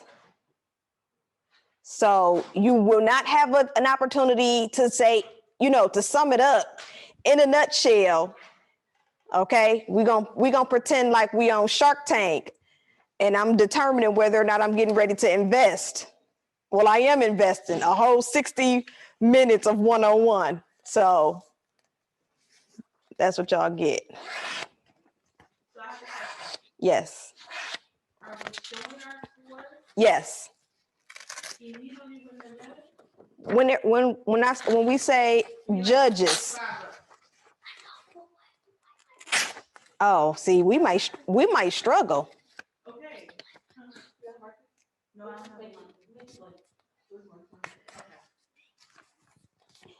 I probably could have thought this through because I got markers everywhere. Okay, we can use our hands. Hello, people. Y'all can see that? Look at Madonna. All right, y'all ready? Okay. I don't know who we have first, so Jazz, you're gonna have to call them out. I was on mute. So I'm gonna go in the order that I have them on the paper and I saw you in the chat. Amita, you are first. Okay, wait till we pin you. When the screen is all yours, then you can go.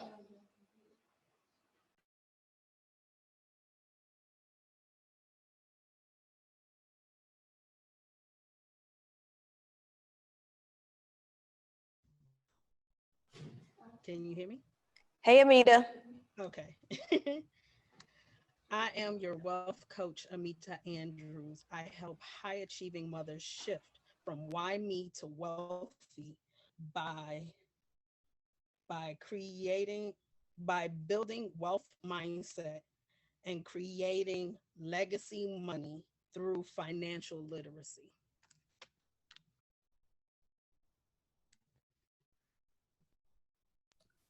Okay, Amita. So I heard you, but not everyone did. So I need you to go a little bit louder, and can you do it one more time for me?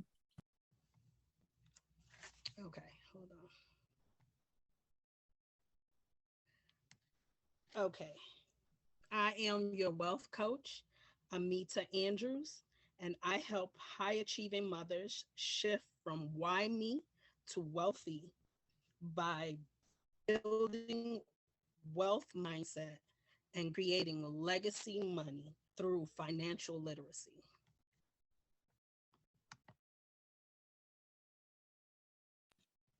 Awesome. So we're going to use our hands? Yes. Yes, we can use our hands. I was listening. Yes, so we can go ahead and score. Are you ready, Sarah? Between 1 and 5? Y'all ready? Y'all, listen, we gonna do this. Amita is a part of the niche certification program. You ready? No. And the judges, Jay, what do you give?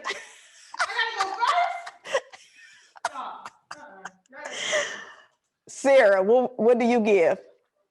Am I muted? I'm really clear on what she does. I think it was a 5. A 5, sweet. I felt like Jay? I was walking through the journey. Okay. I was clear. I've worked with Amita. However, I have to be a little bit harder because the first time you did it, you kind of was a little shaky. You weren't clear, you weren't bold in it. And so I'm going to give you a 4. Cool. All right, it's my turn. So I am going to give Amita a 3. The reason why I give Amita a 3 is because there were way too many words that Amita used in her power statement. And there was a journey, but it wasn't specific enough to, because even when you talk about wealth legacy, you're still using a term that we're assuming what that means. Cool? So her 11. Everybody clap it up. I gave her a 3. I'm sorry, you can't, did we miscount? 12, I'm sorry. I'm sorry. Okay, clap it up, clap it up. Who's next, who's next? Siobhan. All right. Hey, everybody. I'm Siobhan, a relationship strategist. Give And I us 1 help second, Christian- Siobhan. Let's bring you to the stage. She looking for you. Oh, you just passed her.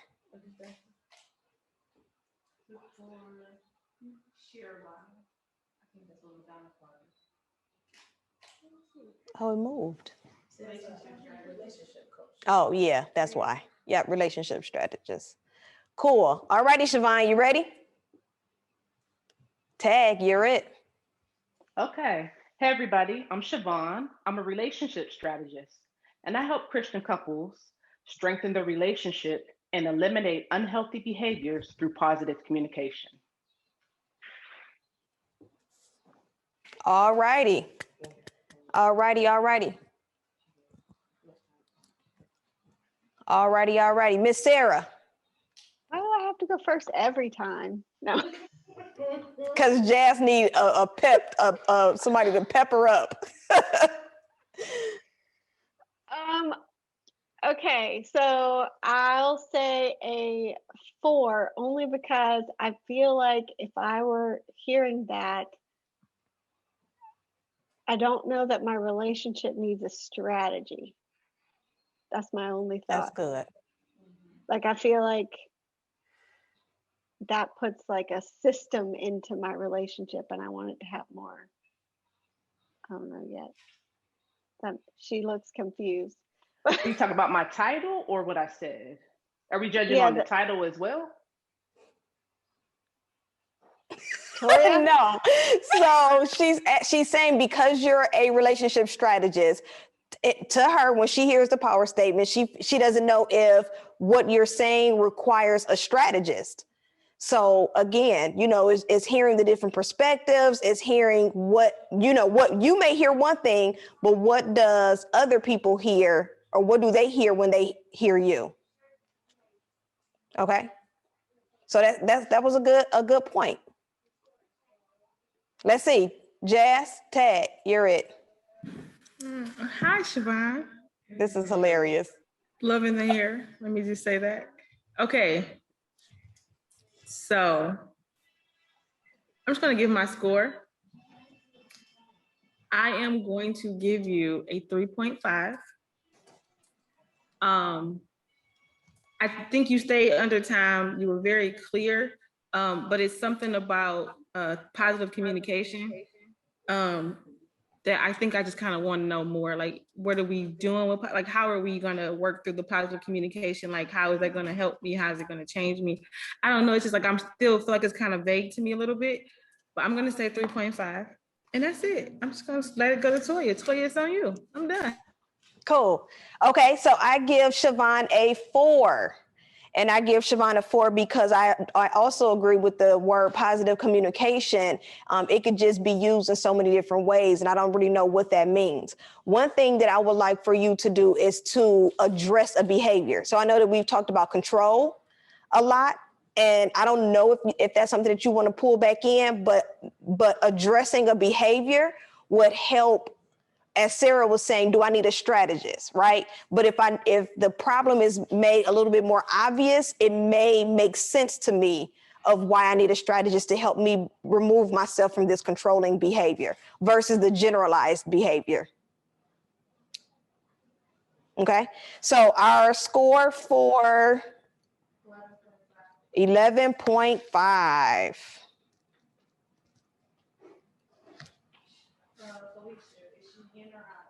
Miss Felicia, are you in or out? You in? Let's go. Let's call Miss Felicia to the stage. All righty, Miss Felicia. Coach Felicia. I help women heal from rejection suffered at the hands of loved ones by restoring self-worth, emotional health, and relationships utilizing inner healing techniques.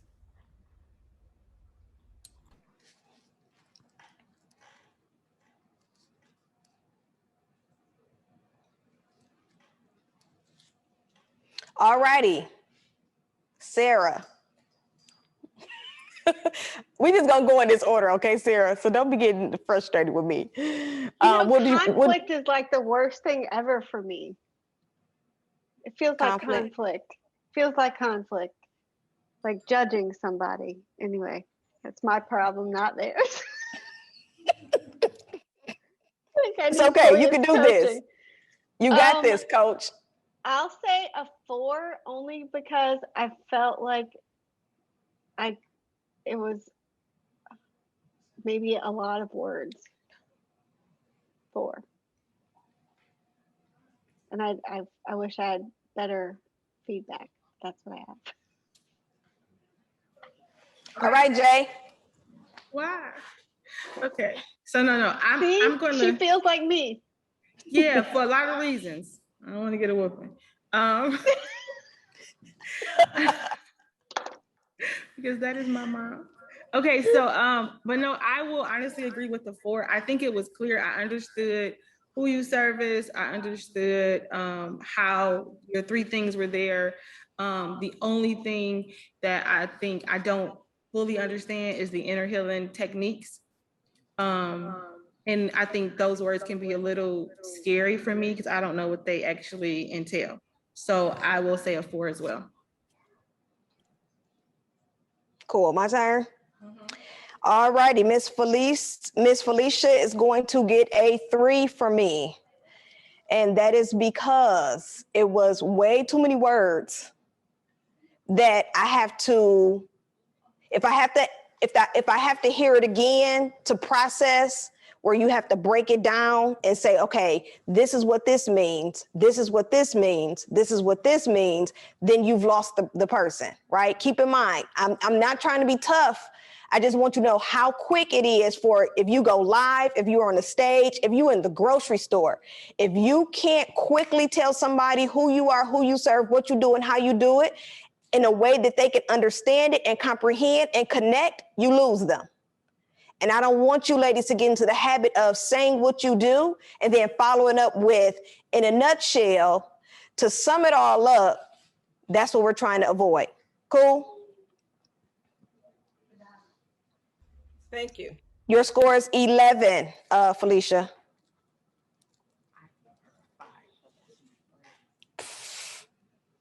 I should have told her that.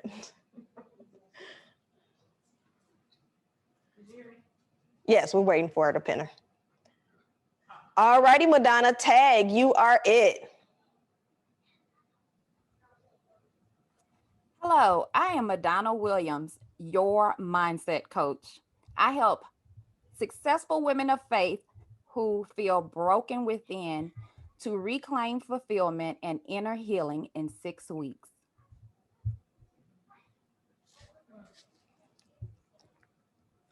Madonna just recrafted her whole power statement. Like my heart is like racing, okay?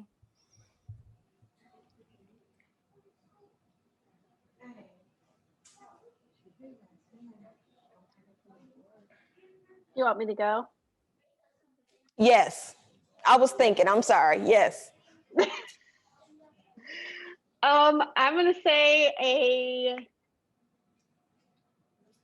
3.5 because I feel like I understand the mindset coach, but how you do the mindset coach, I was like processing that and what that actually would mean for me.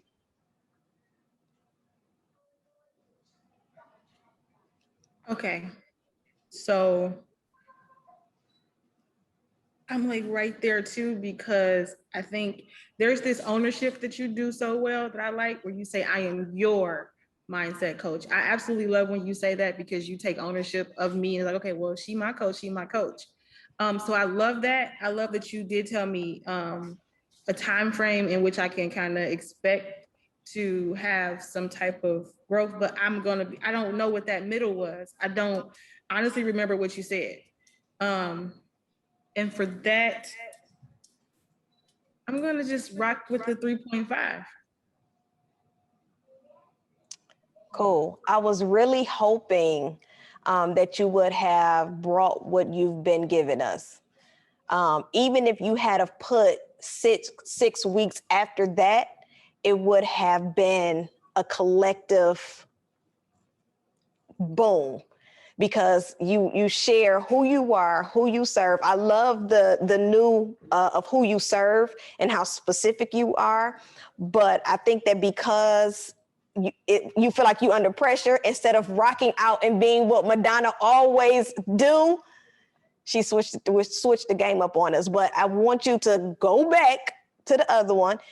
I like the new who you serve, and then add that 6 weeks on. And I think that now you tie it all together.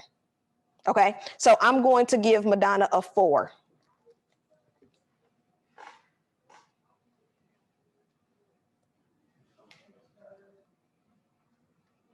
So we're at 11. All righty, who's next? All righty, Miss Tiffany. Don't be mad at me. All righty, tag, you are it. Hello, I am Tiffany Shoemaker, your identity coach, and I help single professional women reclaim their identities by uncovering buried trauma and eliminating self-inflicted suffering.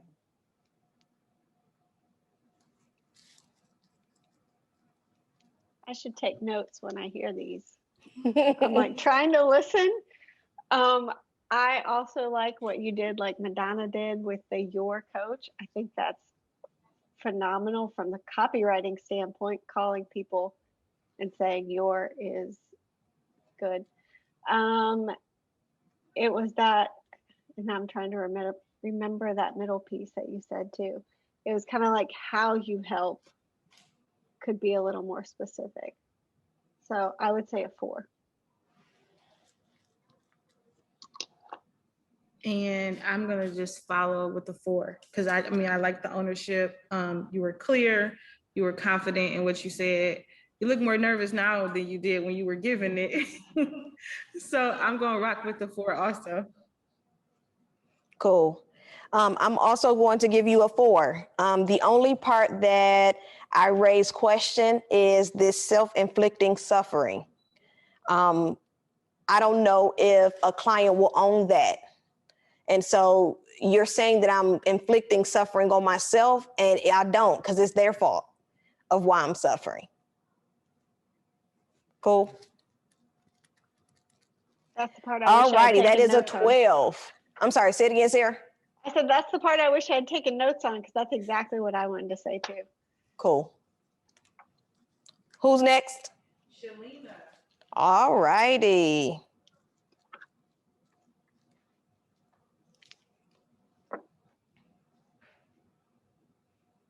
Oh, I'm sorry. Go, Tag, you're it. I was just sitting here waiting. Come off mute.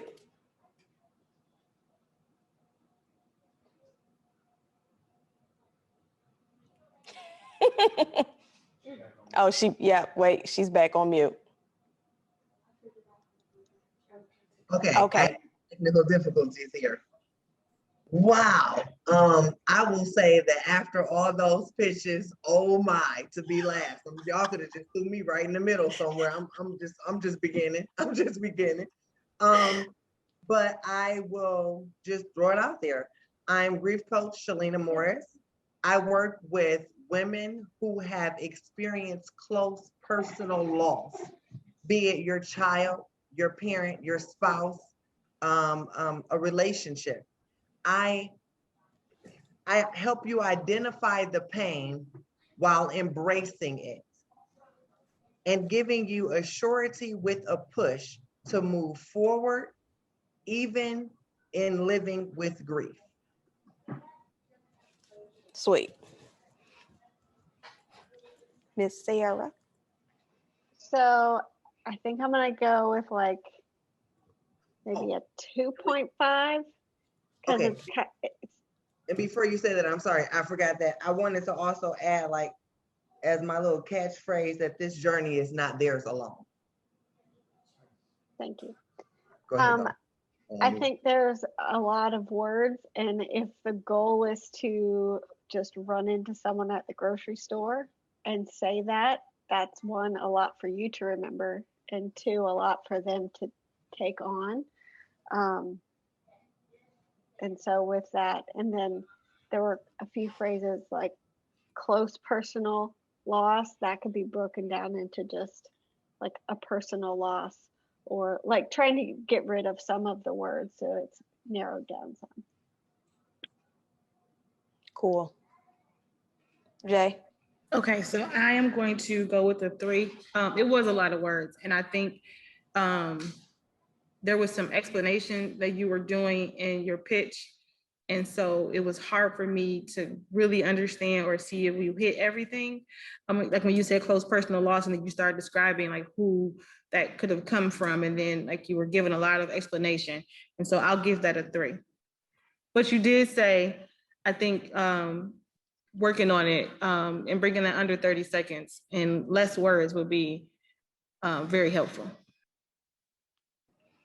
Okay, cool. So first, I want to absolutely commend you on your bravery. Thank you for that. Thank you for that. But yes, I'm going to actually go ahead and vote along with Sarah at a 2.5. And that's only because I want you to be specific. So, and because I kind of know your story a little bit, you have to think about what the different areas, like you said, personal, those different ways that you try to describe loss or in relationship, the grief, the result of the grief spilled out into those areas. That wasn't the core. So I want you to get more specific on when you talk about grief and you talk about loss, what type of loss, and understand that when you get a clear understanding of the type of loss that you want to support other women in, then you'll be able to identify that type of loss where the behavior shows up in relationships, the behavior shows up at work, the behavior shows up in different areas. Does that make sense? I'm sorry, give me 1 second. Say it again. The type of loss, trying to get a little clarity there. For me, I was trying to identify it being a parent, a spouse, a child, like those different loss, they bring something different. Like when I lost my child, I experienced something different. When I lost my husband versus my mom versus my brother, I experienced something different with each loss. So then we say loss of a loved one. Okay. Right. Instead of saying, I help women who have experienced close or even personal, I just say, loss of a loved one. Correct. Okay. And see, once you say, I help women who's experienced loss of a loved one, then now you've eliminated all of those extra adjectives trying to describe who they lost. And so you can work with the woman who lost her husband. You can work with the woman who lost their child, because these are things that you've experienced hands down. And so, but even still, even with dealing with I would like for you to add dealing with the traumatic loss, because even in your loss, it wasn't and for the lack of words, like it wasn't a traditional, like, because they were sick, because they were, I want you to exaggerate that part, because that's where you thrive. Can I also say something? Yes. So I also think, Shalina, that an I help statement, you narrow that in, but then that's where your copy allows you to speak to each individual thing. And so if you have you said you experienced something different with a child, you can write about that. And then you experience something different with a husband, you write about that. And that's where your copy has opportunity to speak to all. Be amazing. Yep. Better for me to word it and say, I work with women or I help women.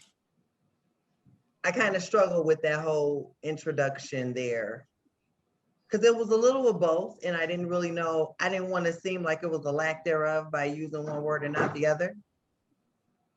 Well, and of course, the other ladies can share on this. When I hear what you do, saying I help them overcome it, it sounds more transformational than I work with them, because now it sounds like it doesn't sound like you're providing strategies to pull them out. It just sounds like we're pretty even toned across the board, and we're just working with one another, if that makes sense.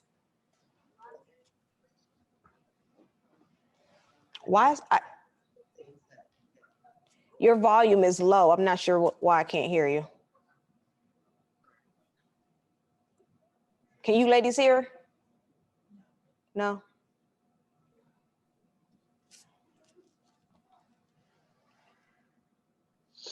I was keeping it low due to the 4-year-old. Sorry. Oh, okay, got you. But so I was answering at the same time. I was taking some notes, having a glance over. Yes, they were sudden and unexpected. And even using sudden loss, that's a good word too. Okay. That's a good word too. Okay. Oh, your sound, yeah. Then drop off the identifying of parent, sibling, because I Correct. use all in there. Okay. Correct. Yep. Cool. That's good. That's good. That's good. All righty.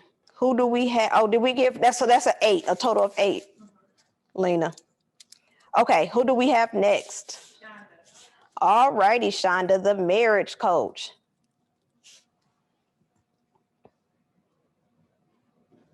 Okay. All righty, Tag, you are it. Hello, ladies. I am your marriage coach, Shonda Cody. I serve Christian married couples and I help them to go from surviving to thriving. I help them work through conflict with compassion, consistency, and communicating effectively. Miss Sarah? So I'm going to go with like a 4.5. I think I really like her compassion, the copywriter in me likes the compassion, consistency, and communicate. And I know Toya loves that. She loves it's an acronym. So yeah, there was that. I'm trying to remember. There was something that was. Can you say that your first phrase again? Is that allowed? Sorry, I was on mute. I am your marriage coach, Shonda Cody. I serve Christian married couples and I help them to go from surviving to thriving. That was it. So I almost feel like that piece could even come out. Like just if you wanted to make it shorter, because you're helping them with help with the communication, the all that. And I feel like that would even condense it more. It's not bad. I just feel like that would be the one piece that I would shift. Let's try it. Pull it out. Okay. I am your marriage coach, Shonda Cody. I serve Christian married couples. Take that out. I help them work through conflict with compassion, consistency, and communicating effectively. Okay. Jazz? Okay, so listen, it was the energy, the engagement. When you started talking, I set up because I wanted to hear what you were saying because you immediately caught my attention, which is amazing. I think that's the trainer in me that you brought me. And then I'm gonna not listen. The trainer in me heard surviving to thrive, and it was like, oh, that's dope. So I know Sarah's like, you could take it out, but for me, it was the thing that stood out. When she said, can you repeat it? I was like, oh, surviving and thriving, because it stood out to me. And it kind of shined for me. And that's what heightened my ears to want to hear the rest of what you were going to say.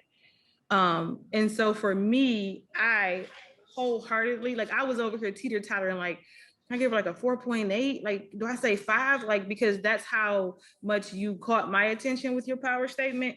I think Sarah said 4.5. I'm gonna just go 4.68. It's just random. I'm just gonna go 4.68. Now I really need a calculator. What? 4.68. Okay, cool. So I agree with Sarah. I think you could take this from surviving to thriving out. However, I would highlight a problem, I will highlight, because even at the end, you're telling me what you're going to take them through, but it doesn't highlight what their issue is. But we're judging over the overall what you've given. And I agree. It was a lot of energy that you were bringing to us. I know exactly what you do. I know that if I was feeling stuck in my marriage, that you will be the person that I would need to call to support me in my marriage. So that was very clear. So I'm going to give you a 4. I'm going to give you a 4. So we are at 4.68, 13.18. Thank you for that, Jazz. You're welcome. Okay. Next up, LaToya.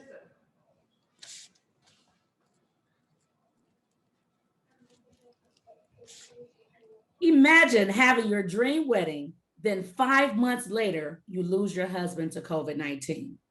Traumatic loss can cause you to lose hope. I am LaToya Rice, your mindset coach. I help bereaved Christians regain hope through identity discovery while launching a signature book in 90 days.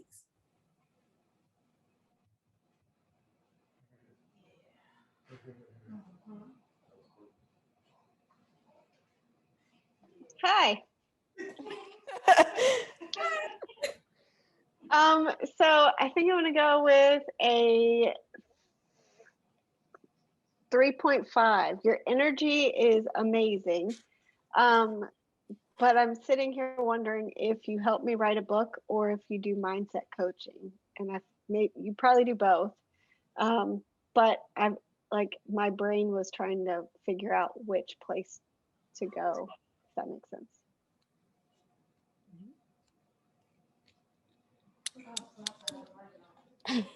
Okay, so this is a pitch competition, right? And it is pitching your power statement. And so I know I've been in a lot of pitches where like they set it up with this story.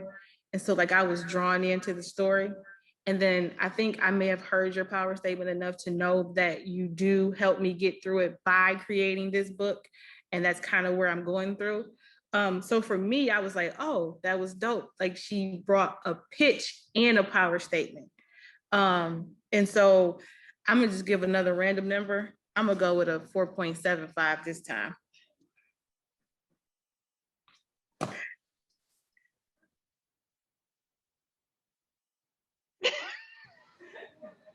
I think she's doing it on purpose, not y'all.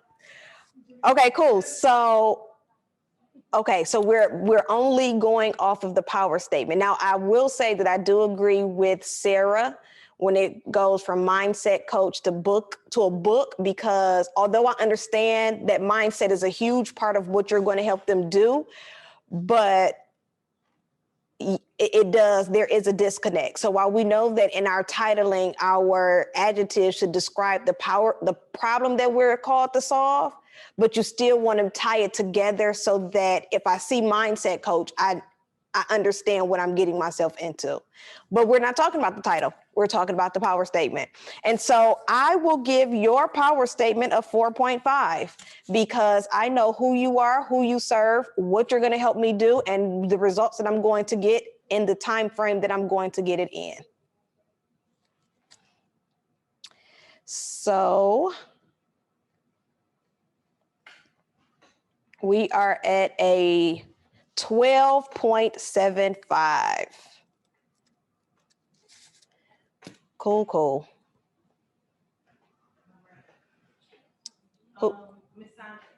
All righty, Miss Sandra, our forgiveness coach. Hello, coaches. I am your forgiveness coach, Sandra Cobb. I help Christian women that have experienced traumatic hurt to break free from unforgiveness through inner healing and abundant living.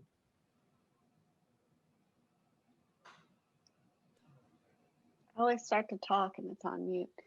Hi. Hi. Good to see you. You too. So I think I'm gonna pull a jazz and pull like a 4.3 and say, I think it's very clear what you do. I think it would be helpful to know. I should take notes when I'm thinking through this. You said a phrase at the very end. Forgiveness coach, inner healing, and what was the other thing? Abundant living. Abundant living. I would love to see that be a little bit more specific. Like what does that look like maybe for someone? I don't know. Thank you. Okay, so I will agree because I know earlier you did explain that when we were talking. So I know because I know, but if I didn't know and hear you talking earlier, I may not know. And I am going to say, she gave you a 4.3. I'm just gonna go with a solid 4. I'm not even gonna give any solid 4. Thank you. Mm-hmm.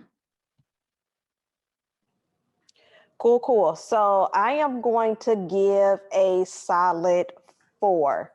And I give a solid 4 because I think that your power statement is great. But again, I'm trying to think as the person who don't know what you do. And when you get to the abundant living portion, it is an open I don't really know what that result is or what that looks like. When we talk about forgiveness and we talk about, internal healing and I can't even think of another, because I know what internal healing is, but when we get to the abundant living, I still feel like you may have to explain to people what that means or what that entails or what abundant living is. It's not a bad thing. It is just a word that could be described a little bit more into detail. But what that looks like, I can't pinpoint it at this moment. But it's good. Like, I don't want you to go back and be like, oh my God, I got to change this. You're good, but so that we can stretch you a little bit more and get you out of that. Because keep in mind, your power statements are going to evolve. The more you evolve, the more that you grow, the more that you get clarity on your ideal client, you get comfortable with your messaging, things are going to change. I've changed my power statement 1,000,000 times. I've tried to repurpose content and I'm like, but your power statement is not what you just said yesterday, right? So it's okay. Just keep that in mind. Thank you. So I gave you a 4. And can I throw something out there too? Is when you do that research on Amazon, you may start to see how people are explaining what life looks like after forgiveness. It may help. All righty. Okay, so one thing. So that's everyone, but Kamika wanted to know if she can go just for the feedback. Oh, absolutely. So she don't want to be in the competition. And you're muted, Jazz. So they didn't hear you. Oh, no, we can't be off at the same time. So I was saying that I did read, Kamika, where you wanted to pitch just for the feedback, right? Okay, so Toya says perfectly okay. I don't know why you wouldn't want to just pitch and see what happens, but we'll go ahead and let you pitch. You ready?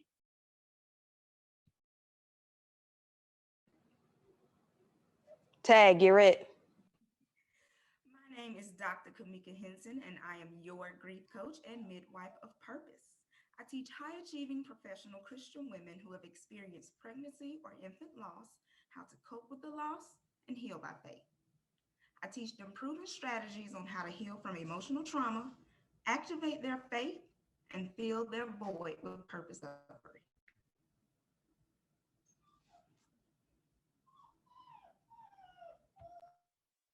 So it's not bad. Don't look at me like that.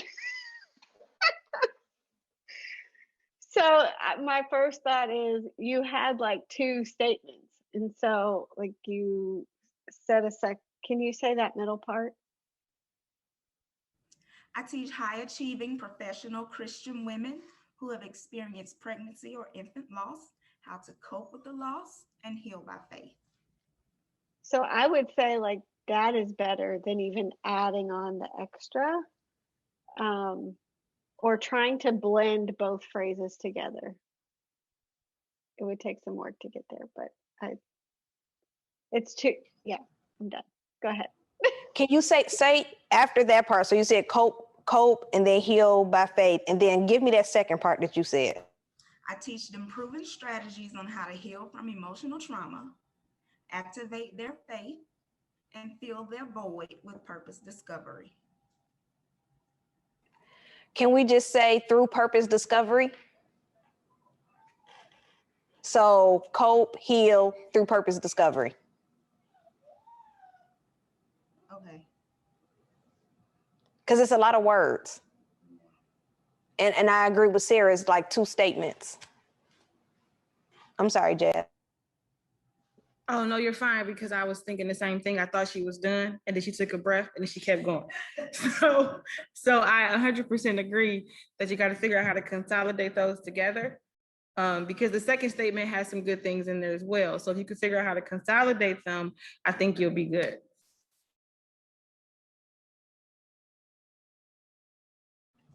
Cool. Very good. All right. Did anybody else want to sit in this hot seat while we feeling it? Because we about to close this out. Anybody else want to sit in this hot seat? Going once. I don't see no hands being raised. Their faces are cracking me up. Going twice. The hot seat is closing. And the hot seat is closed. All righty. really, I couldn't even get your name out. Really, Lena, the hot seat is really hot. Okay, so Jazz, did you do some calculating over there? Okay, so I'm gonna put myself on mute so that we can see if me and Jazz have the same numbers. Please stand by.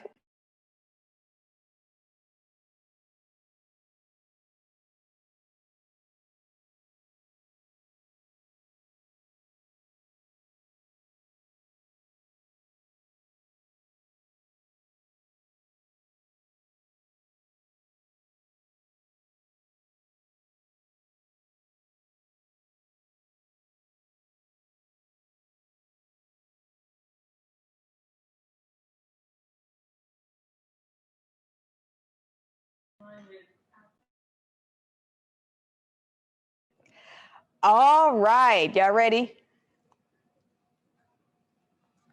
Who over there trying to read our lips? Tiffany, what is happening? Y'all are in the chat trying to come up with y'all own. Oh, you took count? Y'all over there tallying up like, okay, wait, okay. Let's carry the two.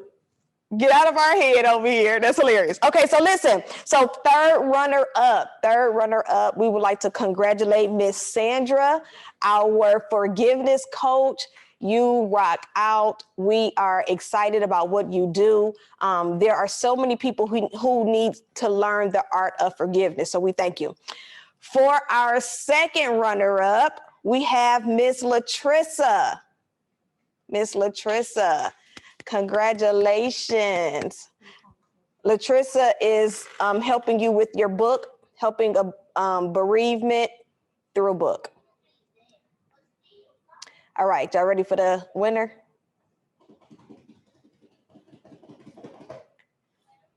Who over there? Did you hear us? Whoever about to pin her? You got it? Okay. And the winner is our marriage coach. Woo! Drum roll. So, what did she win, Miss Jasmine? She's going to be able to take advantage of. Oh, I'm on mute? Okay. All right. Let me go back to my voice. She is going to be able to take advantage of a one-on-one valued at $997 with our very own vision coach, LaToya Early. In addition, she's going to get an on-air interview with Beverly Walthour, where she's going to be able to speak to over 30,000 women all over the U.S.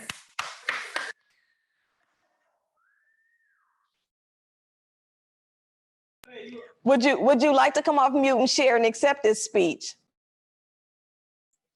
Man, I am so excited. I was so nervous. Like, y'all don't know, my heart was out of my chest. The whole time I was sitting, I was just like, anyway, I am so happy, guys. Y'all just do not know. But all of us, like, y'all all rocked it out. Man, it takes a lot just to get up, on stage or whatever. Like, that was a lot. So thank you guys so much. Oh my God. I'm so excited. Thank you, thank you, thank you. You are so welcome, and we will definitely be in touch with you and contact with you so that you can, so we can get your information to Beverly and set up your interview date, and then get you a link out so that you can schedule your complimentary one-on-one call with me. Cool. All right. So again, Amita, Siobhan, Felicia, Madonna, Tiffany, Lena, Shonda, LaToya, Sandra. We are so excited and so happy about you being brave enough to come up on the stage and share who you are. Listen, and y'all know me. I'm going to drill into you because I know you got it. I know you got it. And so I want you to go make those tweaks and then go back out, and then I want y'all to go live, because that's where you get your practice. That's where you get your practice. Do y'all hear me? That's how you show up. Cool. All righty, ladies. So look, we shaved off like a couple times. Jay, I'm gonna mute for 1 second, y'all.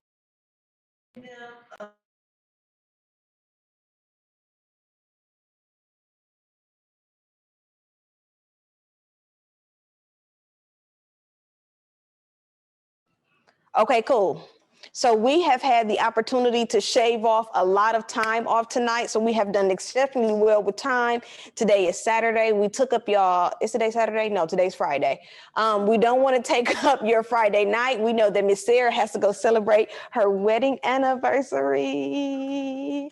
And I'm sure many of you have other things that you could be doing. So what we're going to do is we're going to go ahead and close out tonight. And of course, we know to meet us first thing, 9 a.m. in the morning for our 60 well, it won't be 60 minutes, but our 20-minute morning mindset so that we can get some stretching in, get some prayer in, and then we're going to jump into our final day. Don't forget, ladies, to go ahead and secure your spot in the niche certification program using your investment as the discount code. That is going to expire this weekend. There will not be any other opportunities for you to get that amount of money off of your enrollment. So you might want to go ahead and take that offer up. Keep in mind as well, there is options for you to pay in full, partial pay, or a payment plan. So whichever one you select, that discount is going to come off of that selection. So keep that in mind. Make sure you visit chasegreatshift.com so that you can go ahead and jump into the modules this weekend. And then you'll get access to Miss Sarah, because she the bomb. You'll get access to myself and you'll get access to Jazz so that we can help you grow your business from start to 6 figures. So we're going to give you ladies about 20 minutes. We're going to sit here for a minute. If you have any questions, you can ask questions. You can work on your workbook. You can do whatever you need to do to just take this time to unwind, go through some of your reflections. Make sure you're going through reflections after each session so that you can know how to apply what you've learned to your business. This is a working conference and we want you guys to start implementing today. Cool. If anyone has any questions, drop them in the chat and we are here to support you.